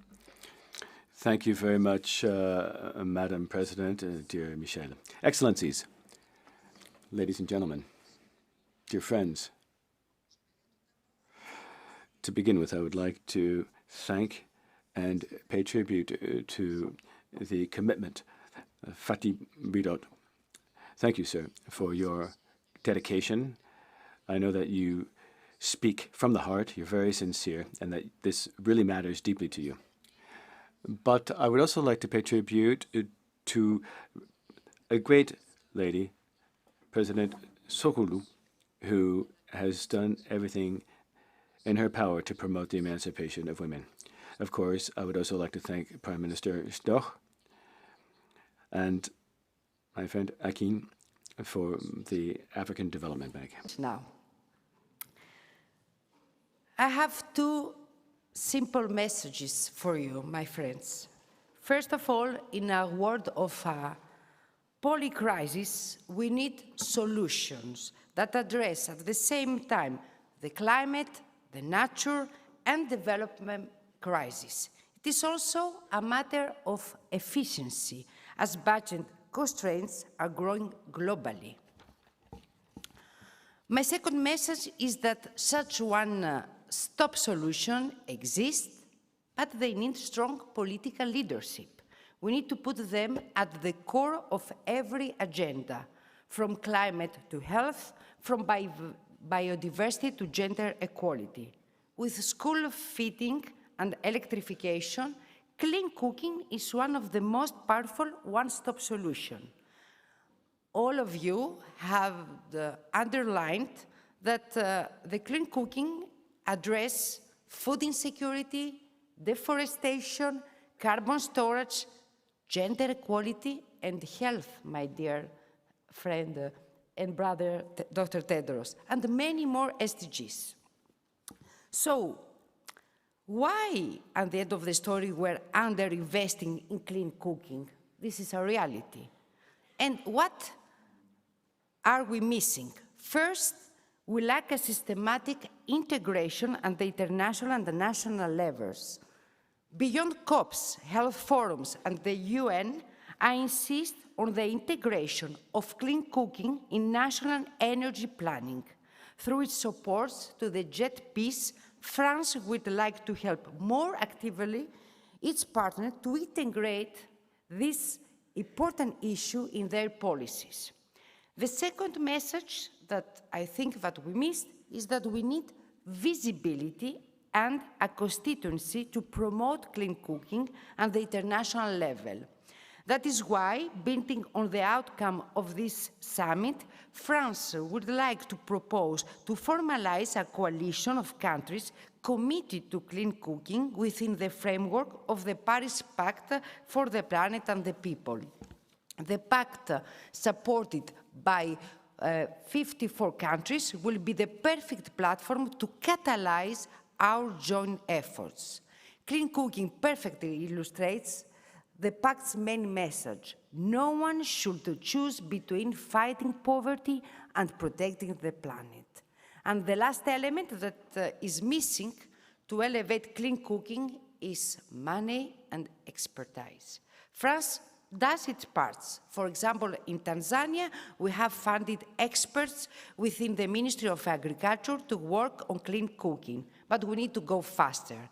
That is why I'm proud to announce today that France will systematically seek to integrate clean cooking within its €2 billion portfolio of annual investment in energy in developing countries. This is why we commit to invest up to €100 million in clean cooking in the next 5 years. Mesdames et Messieurs, ladies and gentlemen, I would invite all states, all foundations, the private sector, to participate in this crucial effort for women, for the environment, and for our continent, Africa. Thank you.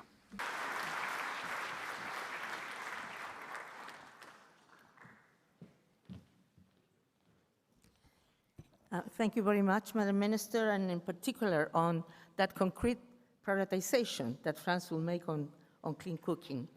Well, we have just heard from global leaders on climate health and development about how the international community can ensure advancing the global clean cooking agenda. Today's summit, I think, underscores that intent and also elevates ensuring access to clean cooking for all as like a global agenda priority. And I'm sure that this is true, but let's walk the talk. So I would like now to introduce my dear friend, Dr. Kande Jumkela, Chairman of the Presidential Initiative on Climate Change, Renewable Energy and Food Security of Sierra Leone. I have to say just a little anecdote. When Kande was the head of UNIDO, and I was the head of the Executive Director of UN Women, and another colleague, we wrote an article, was it 10 or 12 years ago? 12 years ago on clean cooking. So it has been a priority for us for many years. And Dr. Jumkela will be moderating of the mobilizing greater commitments to advance the global clean cooking agenda. Thank you very much to all our distinguished speakers.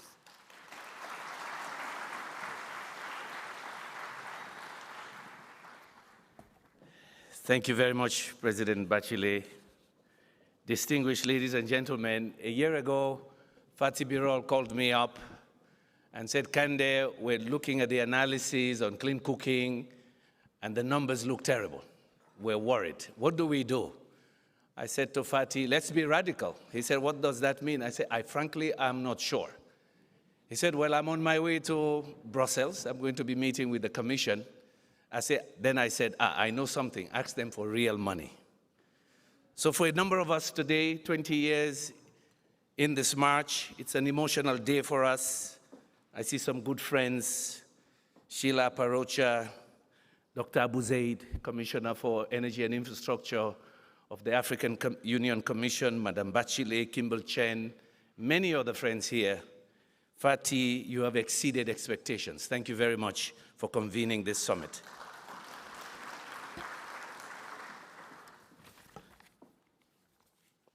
Your Excellencies, distinguished guests, ladies and gentlemen, it is an honor to inaugurate this pivotal next segment of the IEA Summit on Clean Cooking in Africa, focusing on mobilizing greater commitments to advance the global clean cooking agenda. Access to clean cooking solutions isn't merely a convenience. It is a necessity for Africa's prosperity and an imperative for global sustainability.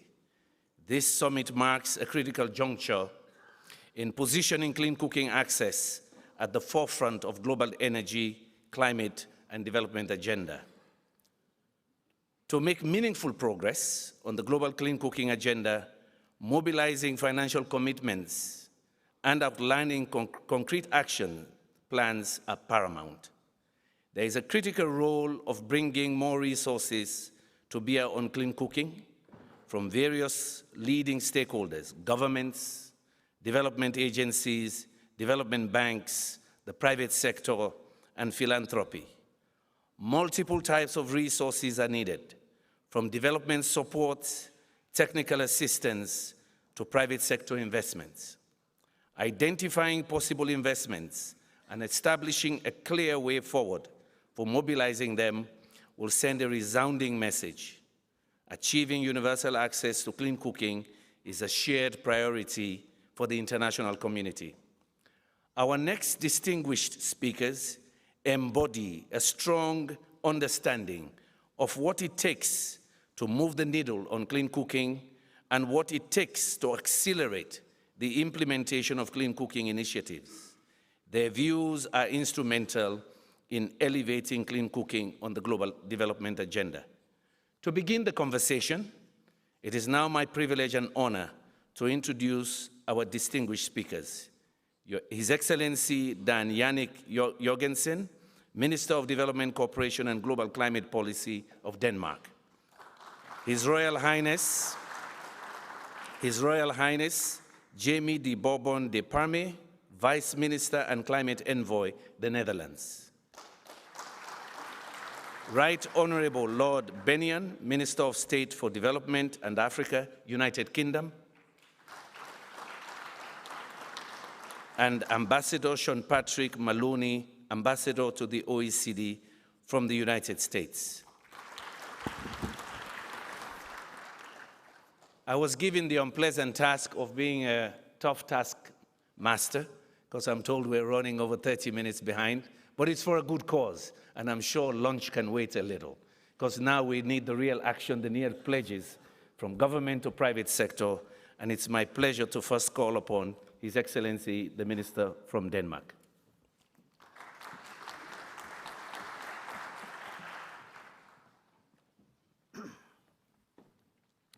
Thank you so much, my friend. Excellencies, high-level representatives.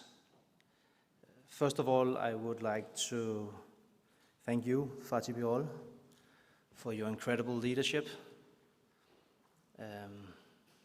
We know each other very well. But one thing you don't know is that I've actually privately given you a nickname. I call you Elvis Presley. Because of the song, you know, where he goes, a little less conversation, a little more action.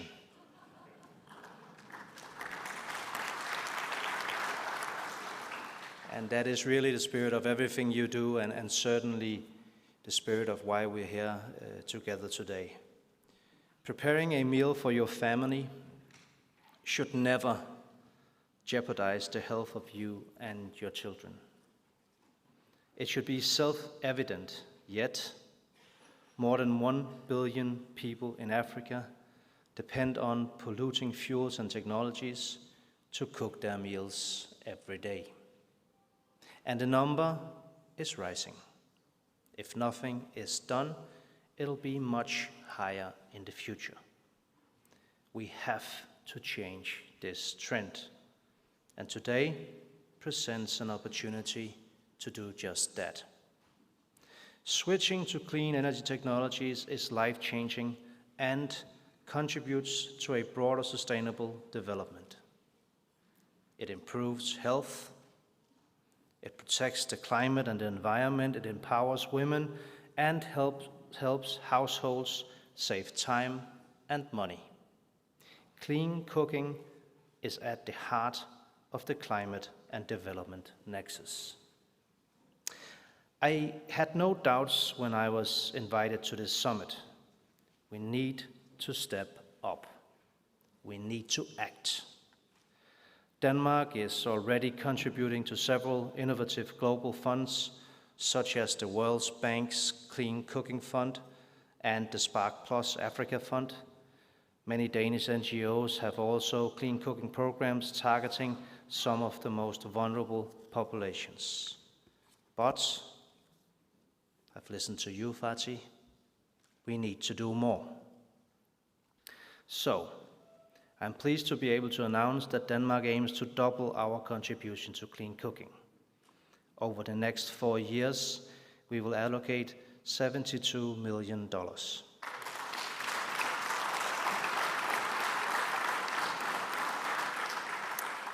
As a first step, I can announce that we will allocate $20 million in contribution to the World Bank's Clean Cooking Fund. Denmark will also use this opportunity to advocate for the MDBs, the UN agencies, and climate funds to dedicate more resources to clean cooking. In this context, we very much welcome the African Development Bank's Sustainable Energy Funds for Africa's initiative to establish a dedicated clean cooking sub-program. Achieving universal access to clean cooking in Africa will depend heavily on the availability of sufficient international financing. Concessional finance should play a catalytic role in scaling up private sector investments and mobilize innovative financing models. However, concessional financing will never be enough. To succeed, we need financing policies and partnerships to go hand in hand. All countries should make the clean cooking sector a more attractive and vibrant investment opportunity and strengthen the entrepreneurship within clean cooking. International financing, combined with country-led political commitments, national programs, and blended financing, is key for achieving the progress that we need. This should also be part of the new rounds of national and determined contributions to be prepared this year. Addressing clean cooking is also an opportunity to put women back in the driving seat. Women are change agents and should be at the center of any clean cooking program. Finally, let me underline the importance of targeting the poorest households, including displaced settlements, marginalized communities, and indigenous peoples. They cannot bear the full cost of accessing clean cooking alone, and we cannot and should not leave anyone behind. Thank you.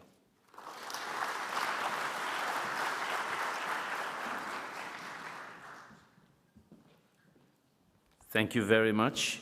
We now recognize His Excellency Prince Jamie de Bourbon de Prame from the Netherlands.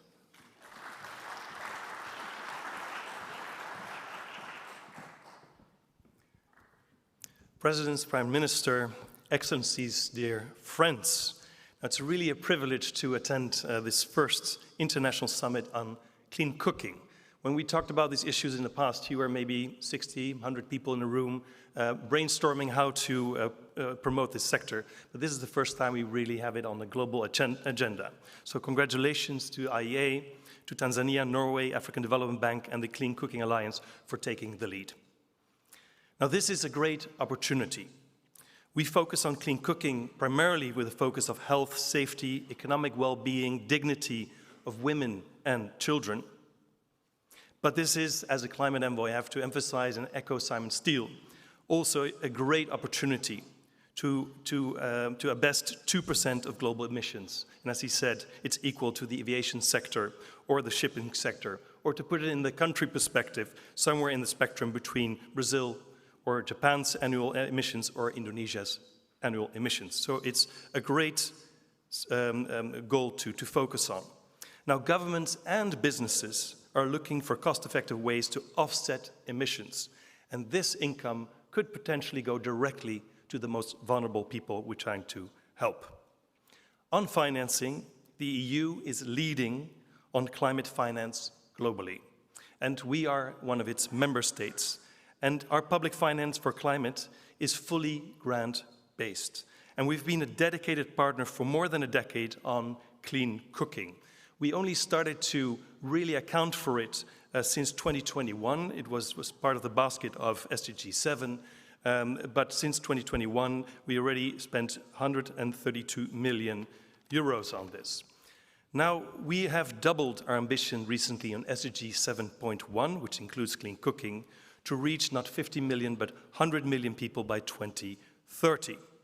And to be able to do so, we have an extensive portfolio of direct investments in energy access, locally and bottom-up, but also we're mobilizing multilateral funding, where most of our funding is, and the private investments.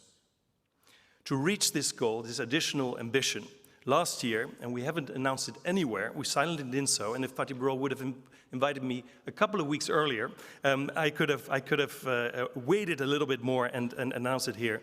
But we silently approved another 210 million euros to go to SDG 7.1. So we were a bit ahead of the curve, Fatih, but I hope we can use it. And now we also added, we were looking, what can we additionally do for this summit here? We on Team Europe, together with Spain, Sweden, the Netherlands, and the European Commission, we're adding funding for the regional clean cooking action for West Africa. Now, it's not just about finance, but also of government policy. And in my previous experience, I was on loan from the Dutch government to the UN refugee agency, and I visited Rwanda. And Rwanda made a decision for all of its population to move to clean cooking, but had to start with the refugee camps. Why? You've got large institutional group of people supported by international organizations who were buying their energy to go towards clean cooking. In that case, it was LPG. They could buy in volume, reduce the price, create a market, and then start with a better market position to sell the local population.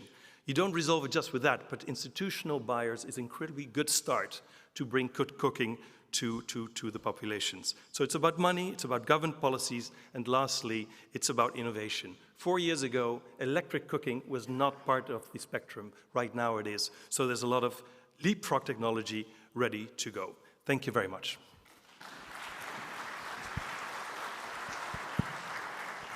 We thank Your Royal Highness for your intervention. We now recognize Right Honourable Lord Bennion from the UK.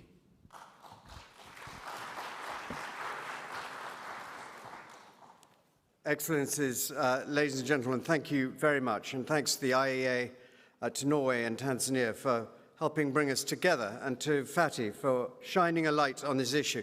Can I start by just complimenting my Dutch and Danish colleagues for mentioning displaced people. This was brought home to me recently on a trip to Africa, and it's vital that we hold them in our minds as well.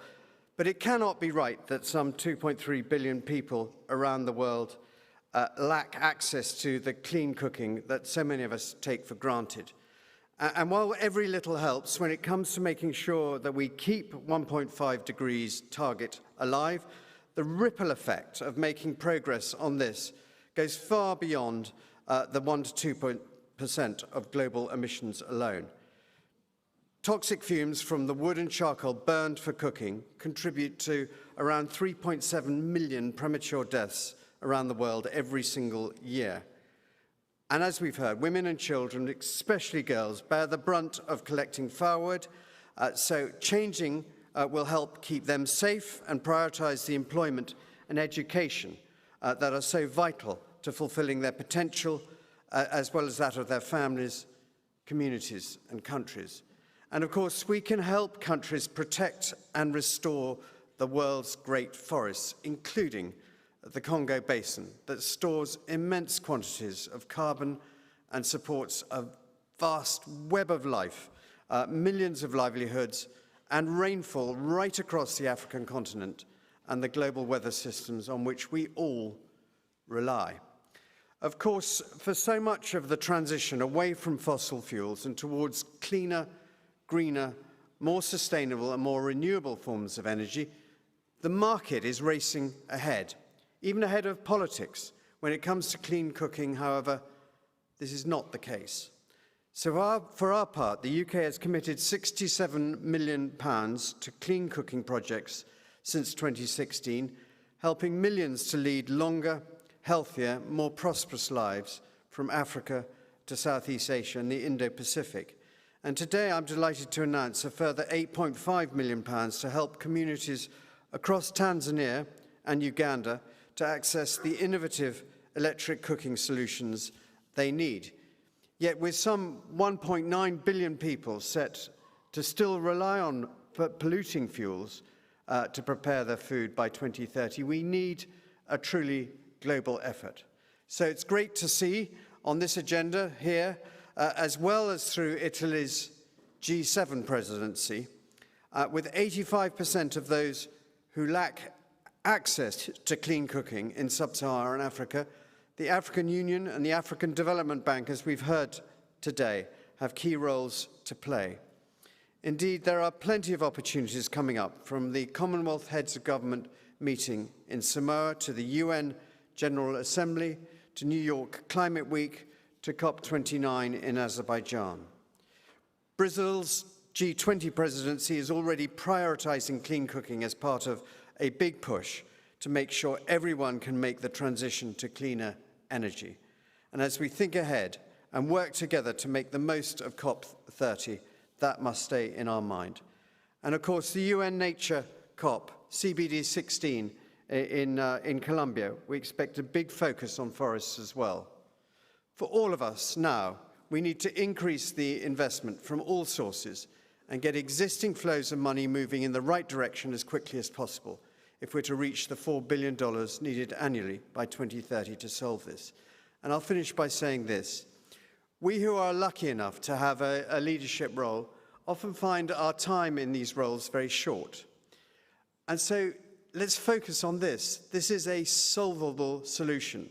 And when we look back on our times in the various roles that we have, we can see that we made a step that changed the quality of people's lives. And my final point is that we should hold in mind that woman in the film we saw right at the beginning and millions like her, and know that we can keep this relevant, not from the high-level international climate speak that we use, but relevant to hers and millions of people like her, that we can, whose lives we can change immeasurably. Thank you very much.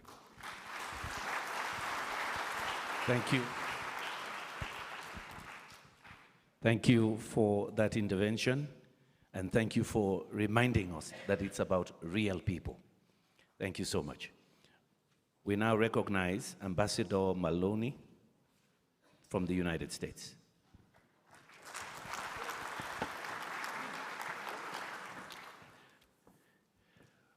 Well, thank you all very much. Let me first also acknowledge my Dutch, Danish, and British colleagues, not just for their commitment to clean cooking, but for their commitment to stay within the time allotted, which I think was very impressive. So congratulations to all of you, and I'll renew that commitment to getting you to lunch by doing the same. It's wonderful to be with you. Thank you, Dr. Umkela. Thank you, of course, to the world leaders who preceded us. Your leadership and your commitment is inspiring. It's great to be here with Elvis Presley, a great American, also known as Director Fatih Birol.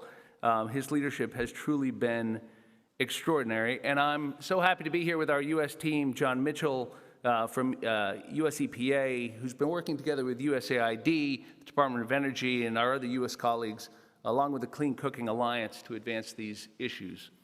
You know, 36 years ago, I went to rural Peru as a young volunteer and worked in some very remote locations. And I can remember very vividly the woman who was the mother of the family I lived with, without electricity or without plumbing or without water, running water, used to prepare the family meals every day. And she would do so, of course, over an open fire. And we would collect the wood to do that. She would then also take some of the kerosene, I believe it was, and she would put it in her mouth, and she would spray it using her mouth as an aerosol sprayer over the family table and wipe it down so that the flies would not gather so thickly on the table. And I can remember thinking then, as a young man, how dangerous this must be to keep this kerosene in her mouth day after day to just do the routine cleaning. What I did not think about was the fact that she also cooked every day over an open fire, and that all the mothers did when they gathered together to cook communally to feed the village day after day.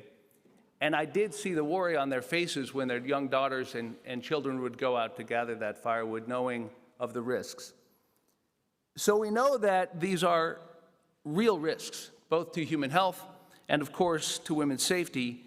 And of course, it's not just a matter of environmental and energy justice. There's also the climate threat. We've heard 2% of global CO2 emissions come from household cooking, putting it on par with aviation and shipping. And the United States government is taking many approaches to promote clean cooking, including using electricity, biogas, biomass stoves, even LPG to transition to net zero emissions. Over the next 2 years, I'm pleased to announce the United States government expects to spend more than $40 million over 2 years to advance the goal of clean cooking. That money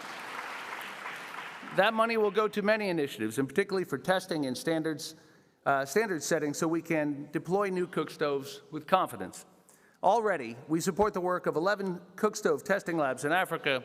We are working toward a cook stove labeling initiative to assure minimum standards are met, and we are encouraging governments to adopt and use ISO clean cooking standards. To quote our former Secretary of State, First Lady Hillary Clinton, clean stoves could be as transformative as bed nets or vaccines, saving and improving the lives of millions.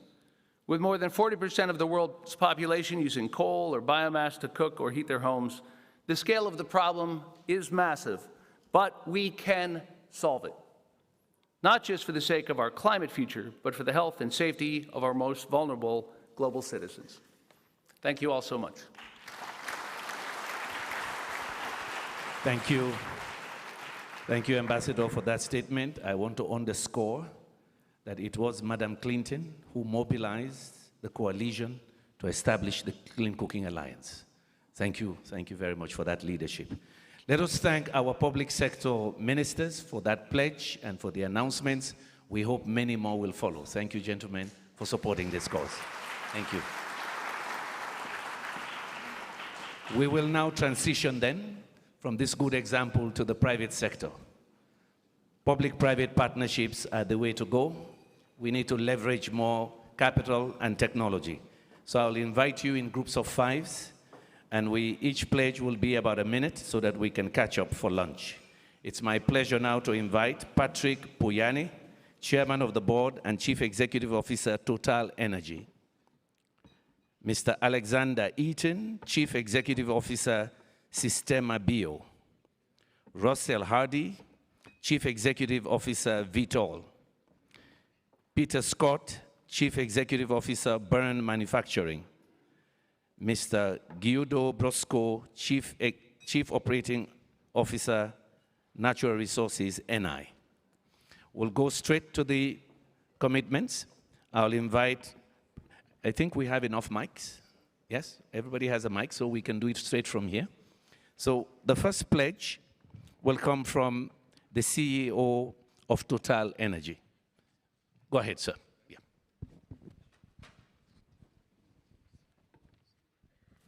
So thank you, Dr. Fatih Birol, to organize this summit. As you know, Total Energy is very involved in Africa. And considering our involvement, we think that access to clean energy, and in particular to clean cooking, is a very important matter for our company. In fact, to address this situation, we believe, and I think the IEA shares this view, and as well, I read the conclusions of the G7 ministerial meeting on climate, energy, and environment, but LPG is a pragmatic, existing enabler for access to clean cooking, positively impacting health, gender equality, and the environment. LPG produces much less harmful fumes, saves an average of 2 hours per day spent collecting wood, and reduces deforestation. It's a safe, reliable, and competitive source of energy for Africa. And so we are today welcoming the call to action, and we want to contribute. We are already producing and distributing LPG in Africa, reaching 40 million people. But today we want to do more thanks to this call for action. First, and I am answering to the President of Togo, by producing more LPG in Africa, and in particular in Uganda, where we are investing $100 million to produce LPG in our Tilenga projects in order to be able to distribute it in Uganda. Uganda, only 5% of the population today have access to LPG. Thanks to that project, we'll expand the distribution. And our ambition is not only in Uganda, but more countries. We want to go from 40 million people being reached for clean cooking through LPG solution to 100 million people in Africa, 85, and in India. It will represent an investment until 2030 of more than $400 million. Together with the projects of production, Fatih Birol, Total Energy is contributing 500 million Birol to the amount for the next 5 years. I hope it's a good, nice contribution. Thank you. And that you will understand. It will go to countries like Tanzania, of course, Mozambique, Rwanda, Uganda, and more territories where we are already distributing LPGs in Africa. I would also say a last word, but it's not so much only a matter of distributing, it's a matter of making LPG affordable. And so we want to innovate and to, in particular, to spread pay-as-you-cook solution. Because when you have to acquire, to cover the deposit for cylinder, for burner, plus 6 kilograms of LPG in a cylinder, that represents $30. It's too expensive for many people.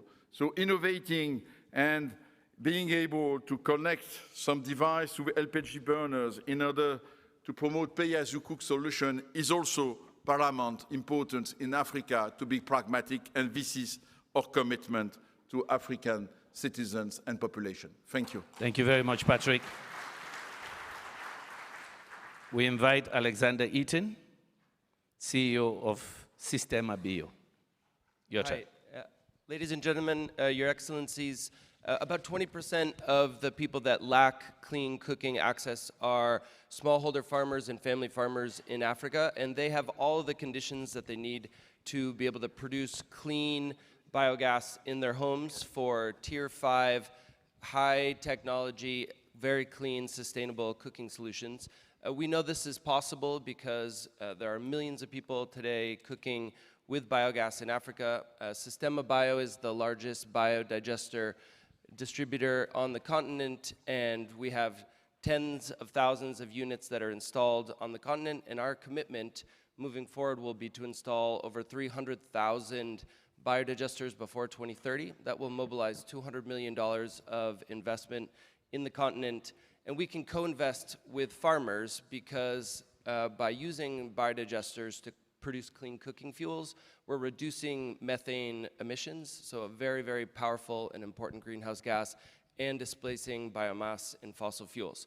So let's not forget that we need to keep food security and smallholder farmers on the agenda when we talk about clean cooking, and by using biodigesters, we can produce clean cooking fuels while also producing sustainable fertilizers. Thank you very much. Thank you, Sistema. Thank you. We move on to Vitol Rossell Hardy.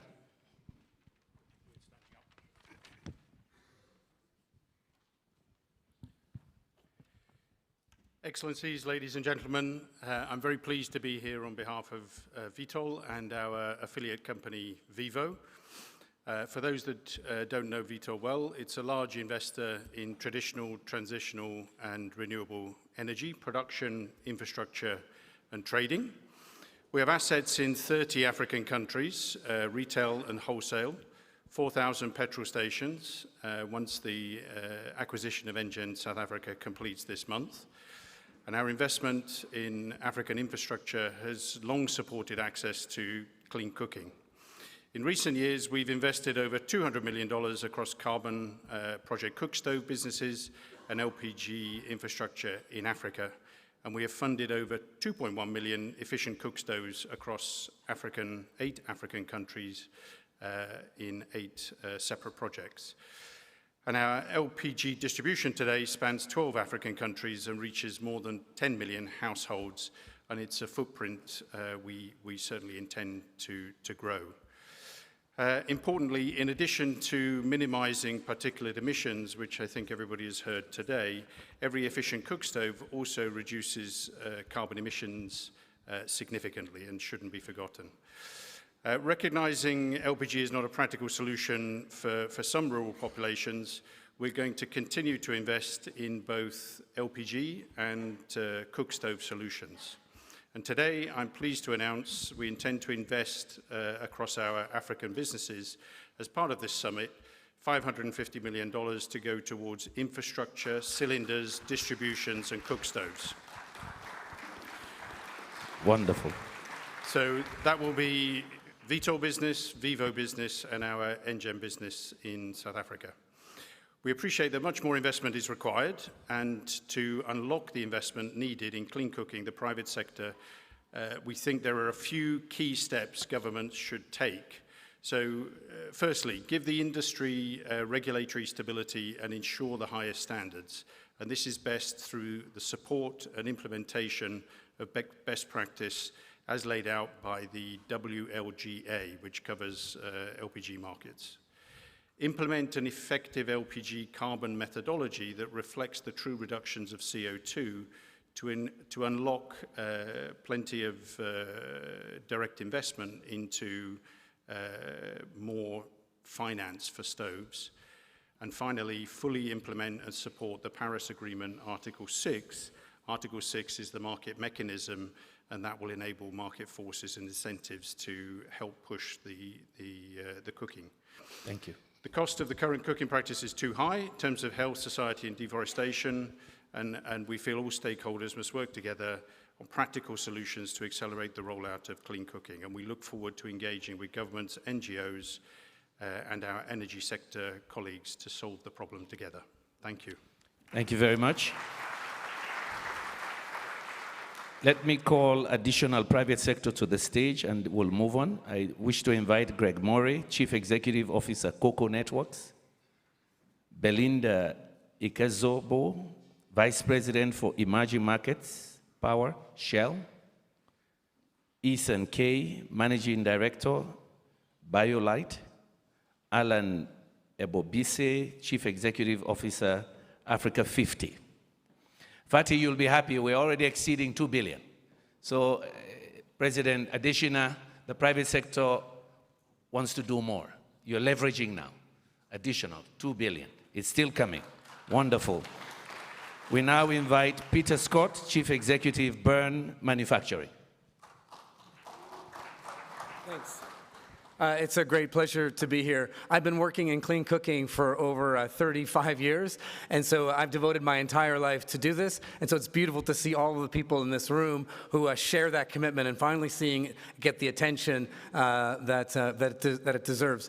So I run Burn, which is the world's largest cook stove company and carbon project developer. So we've produced over 5 million stoves. We have a capacity to do 500,000 stoves a month right now, and we design all and manufacture all our stoves in Africa. And because Africa is a diverse place, it's not a one-size-fits-all solution. So we make the world's best biomass, wood, charcoal, LPG, electric stoves, and we make them in Africa. So we employ over 3,500 people, 50% of whom are women.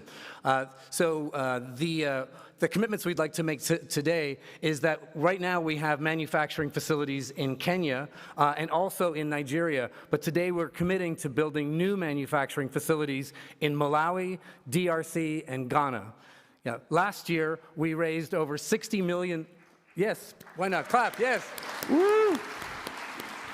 Yeah, and that's just the beginning. So of course, afterwards, if people would like to talk to me about opening new manufacturing facilities on the continent, we would love to do that. Last year, we raised $60 million in carbon credit pre-finance that we delivered to our customers. So I don't think people totally understand that right now we have the solution for this crisis. It's absolutely in our hands right now, and that solution is carbon credit pre-finance. A stove that would normally cost $40, which no one could ever afford, I can deliver that anywhere on the continent with my team for about $2 US. So with carbon credit finance, it's solved, it's done. All we need to do is for the people in this room commit to invest in carbon credits and to purchase carbon credits in the future. This year, we will deliver $50 million of carbon finance subsidy to our customers, but we could deliver $250 million with our partners. So please, if you'd like to partner with Burn and help roll out biomass, LPG, and electric solutions, please talk to me afterwards. Thank you so much. Thank you for emphasizing affordability. We need carbon finance to make the solutions affordable for the poor. We recognize Guido Brusco, Chief Executive Officer, NI.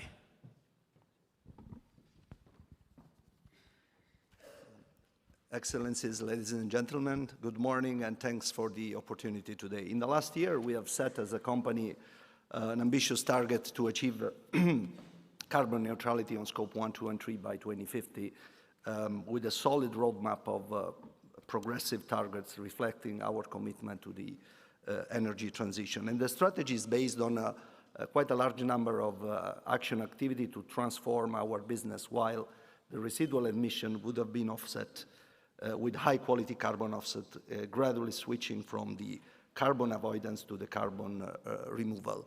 And in this framework, we voluntarily designed and launched our Clean Cooking program in 2018, which today is reaching already almost 500,000 beneficiaries in Ivory Coast, Mozambique, Rwanda, Angola, and the Republic of Congo.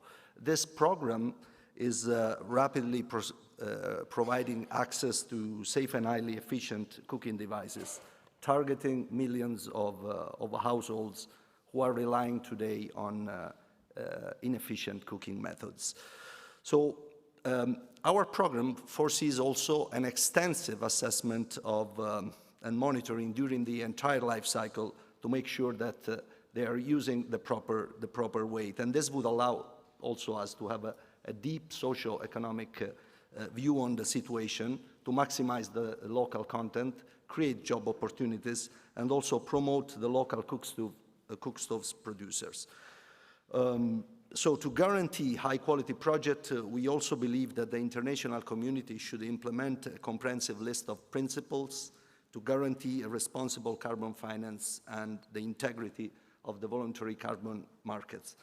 So, to conclude, on these premises, I'm very happy today to take the opportunity of this event to share our plan, which is to provide clean cooking access to more than 10 million beneficiaries in sub-Saharan Africa by 2027.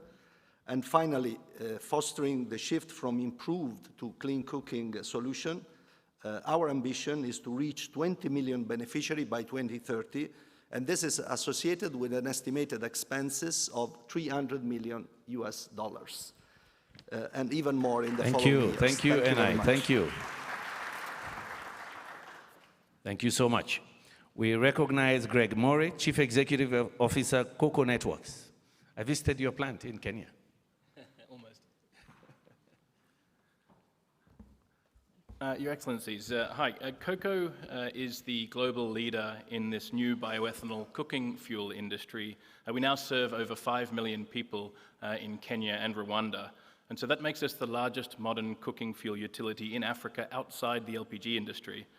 We've invested to date over $200 million in creating this scalable third pathway for modern cooking energy utilities, building on the solid foundation laid by electricity and gas.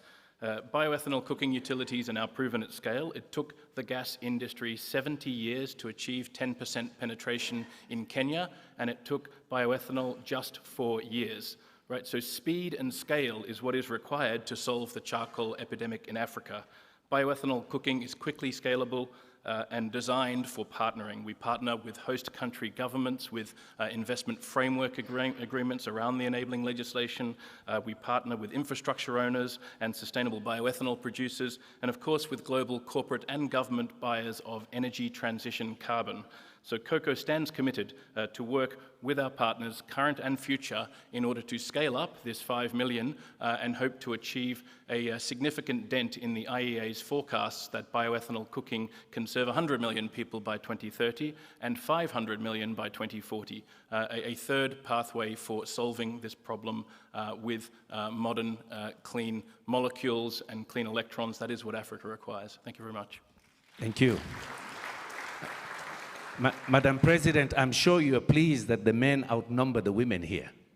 When the technical team, we worried that they will treat it again as a women's issue. Now you see we, the he for she, are ready to do business. We now invite Belinda Izazuba, Vice President for Emerging Markets, Shell.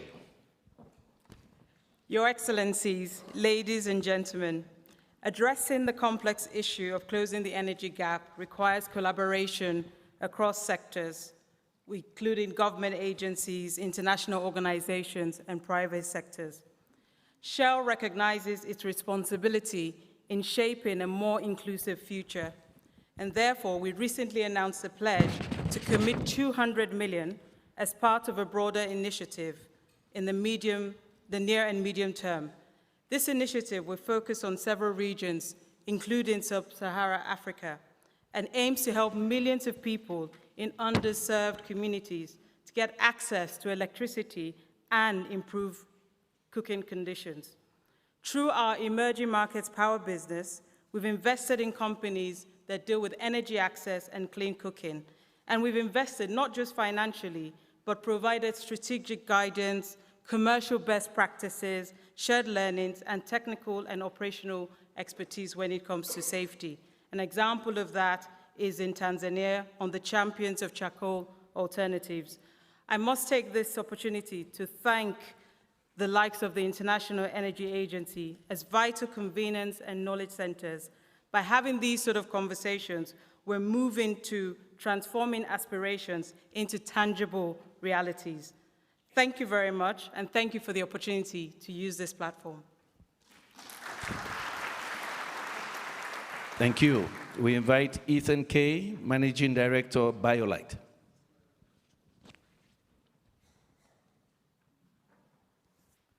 If we were to think about the biggest problems affecting our world, anyone would have to include poverty, disease, and climate change.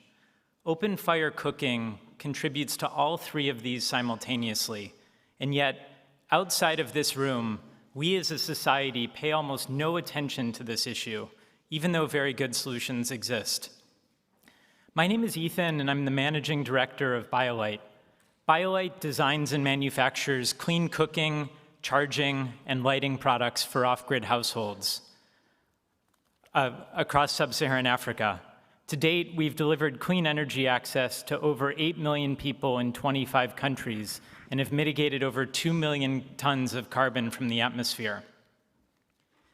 In the clean cooking category, BioLite has developed the world's most advanced biomass cook stoves. Our clean cook stoves co-generate electricity from the heat of the fire, burning wood nearly as cleanly as gas, and converting and co-generating power to charge mobile phones. In addition, our charcoal stoves cut charcoal consumption by over 70%. A key insight of my doctoral research on clean cook stoves is that it's really hard to change cooking practices among households. As a result, BioLite's design approach has been to meet users where they are in terms of locally available fuels and cooking methods. Today, we are announcing a commitment to deploy $60 million to distribute and finance clean cook stoves to 3 million more households. That's 15 million more people by 2030. We will do so by leveraging our partnerships with large-scale distribution and financing companies across sub-Saharan Africa, who we've worked with for more than a decade. We will use carbon credits to reduce the price of our stoves, to make them more affordable for low-income households. We have always prioritized environmental integrity over profits in our carbon credits, crediting very conservatively. If you're an investor in the carbon space or looking to market stoves in your countries or interested in purchasing carbon credits, we'd love to partner with you. We can't do this alone. Thank you. Thank you. Thank you, Ethan. And finally, my brother Alain, Chief Executive Officer, Africa 50. I know you do many other things as well, but we're happy to see you in the clean cooking space as well. Thank you, Kande. Excellencies, distinguished guests, before I announce our pledge, I'd like to make a public confession. Before Her Excellency, Madam President Suluhu Hassan and my chairman, Dr. Adesina, decided to champion this clean cooking agenda, my organization was not giving sufficient attention to the issue. Now we are. I therefore want to sincerely thank the co-chairs, my leaders, Her Excellency, Madam President Suluhu Hassan, my chairman, Dr. Adesina, Prime Minister Støre, and my friend, IEA Executive Director Fatih Birol, for their visionary leadership that will elevate this issue and galvanize many organizations. I also want to acknowledge the presence of President Faure, Gnassingbé of Togo, and President Maada, my leaders. Africa is committed to working with you on that. I have the honor and the great pleasure today to pledge Africa 50 full support to help advancing the clean cooking agenda in Africa. Consistent with our mandate, what we will do, we will develop private PPP projects to catalyze, mobilize more private capital to fund those projects. And I'd like to announce our pledge now, before Kande cuts me off. I'd like to announce that Africa 50 aims to mobilize up to $500 million in blended finance, project development funding, equity and debt investment into LPG infrastructure projects, and to accelerate the value chain through a multiple funds, including the Alliance for Green Infrastructure in Africa. We already identified projects in Tanzania that we hope we work on, but we are open for business to work in many of our shareholders' countries. I thank you.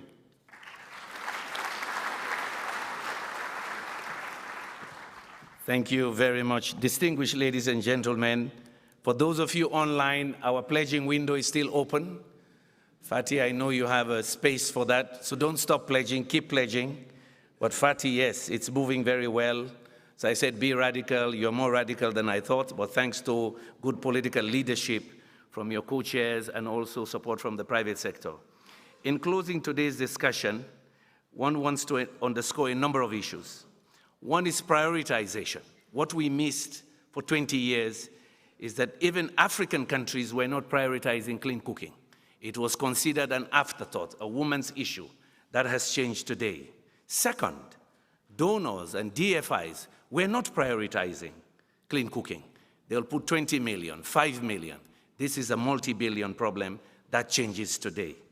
We have heard from leading voices across government, international organizations, and industry on making a cross-sectoral contribution to clean cooking. With renewed commitments and strengthened collaboration, we stand on the cusp of reaching meaningful and tangible progress to advance clean cooking for all. Let's thank our panel. Thank you so much. Thank you. Thank you. I now call on Fatih to take over. Thank you. Somebody wants to make an additional announcement. We modify accordingly. Is the person around here? From Sahara. Okay, well, Fatih will invite them. Fatih, over to you. Thank you. So, dear colleagues, just a few minutes and we are done. First of all, I would agree with Kande that it is our expectations vis-à-vis the realization is, I mean, we are over the moon as the International Energy Agency. But let me tell you, first of all, thank you very much to Madam President Tanzania. Thank you very much, Madam President, for all your efforts. Thank you very much, Prime Minister Støre, Norway. Thank you very much.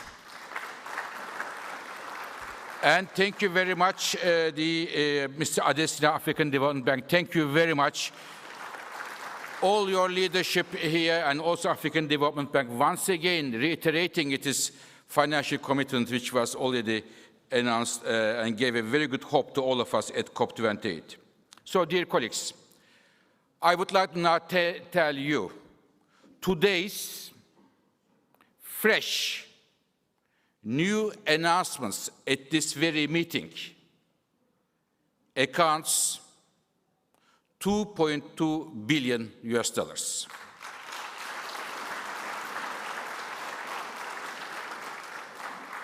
This is in addition to all the announcements made before today's announcements coming from the public sources and private sources. This makes us very happy, and I know that a significant part of it comes from public sources in terms of concession funding, which will in turn unlock significant amount of private capital. What is after this? So at the IEA, as I said, we are a data organization. We believe in data. What we are going to do, all these announcements and commitments, one by one, we will put in our website. And we will follow up what is happening with this money. And in 1 year of time, we are going to share it with everybody what happened to this $2.2 billion. We'll follow it as if it is our own money.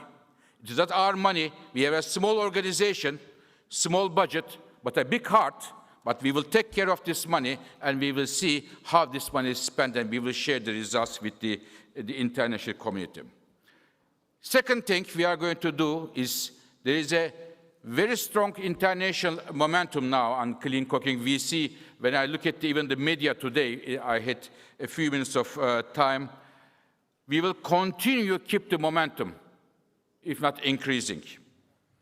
I know that the G7 summit is going to taking care of that as a key topic. President Lula, only 2 months ago when I was in Brasilia, he told me that he is going to make clean cooking in Africa as a key topic in the G20 summit in Brasilia.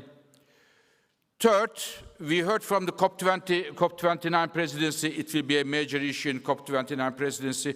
Fourth, the President of Tanzania, President Hassan, and myself are organizing a special event in the UN General Assembly this September.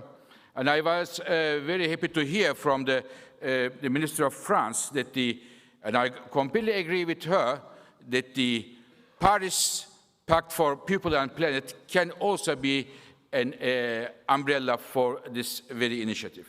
So we are here, and I can tell you that our aim to make the year 2024 a turning point is now being realized.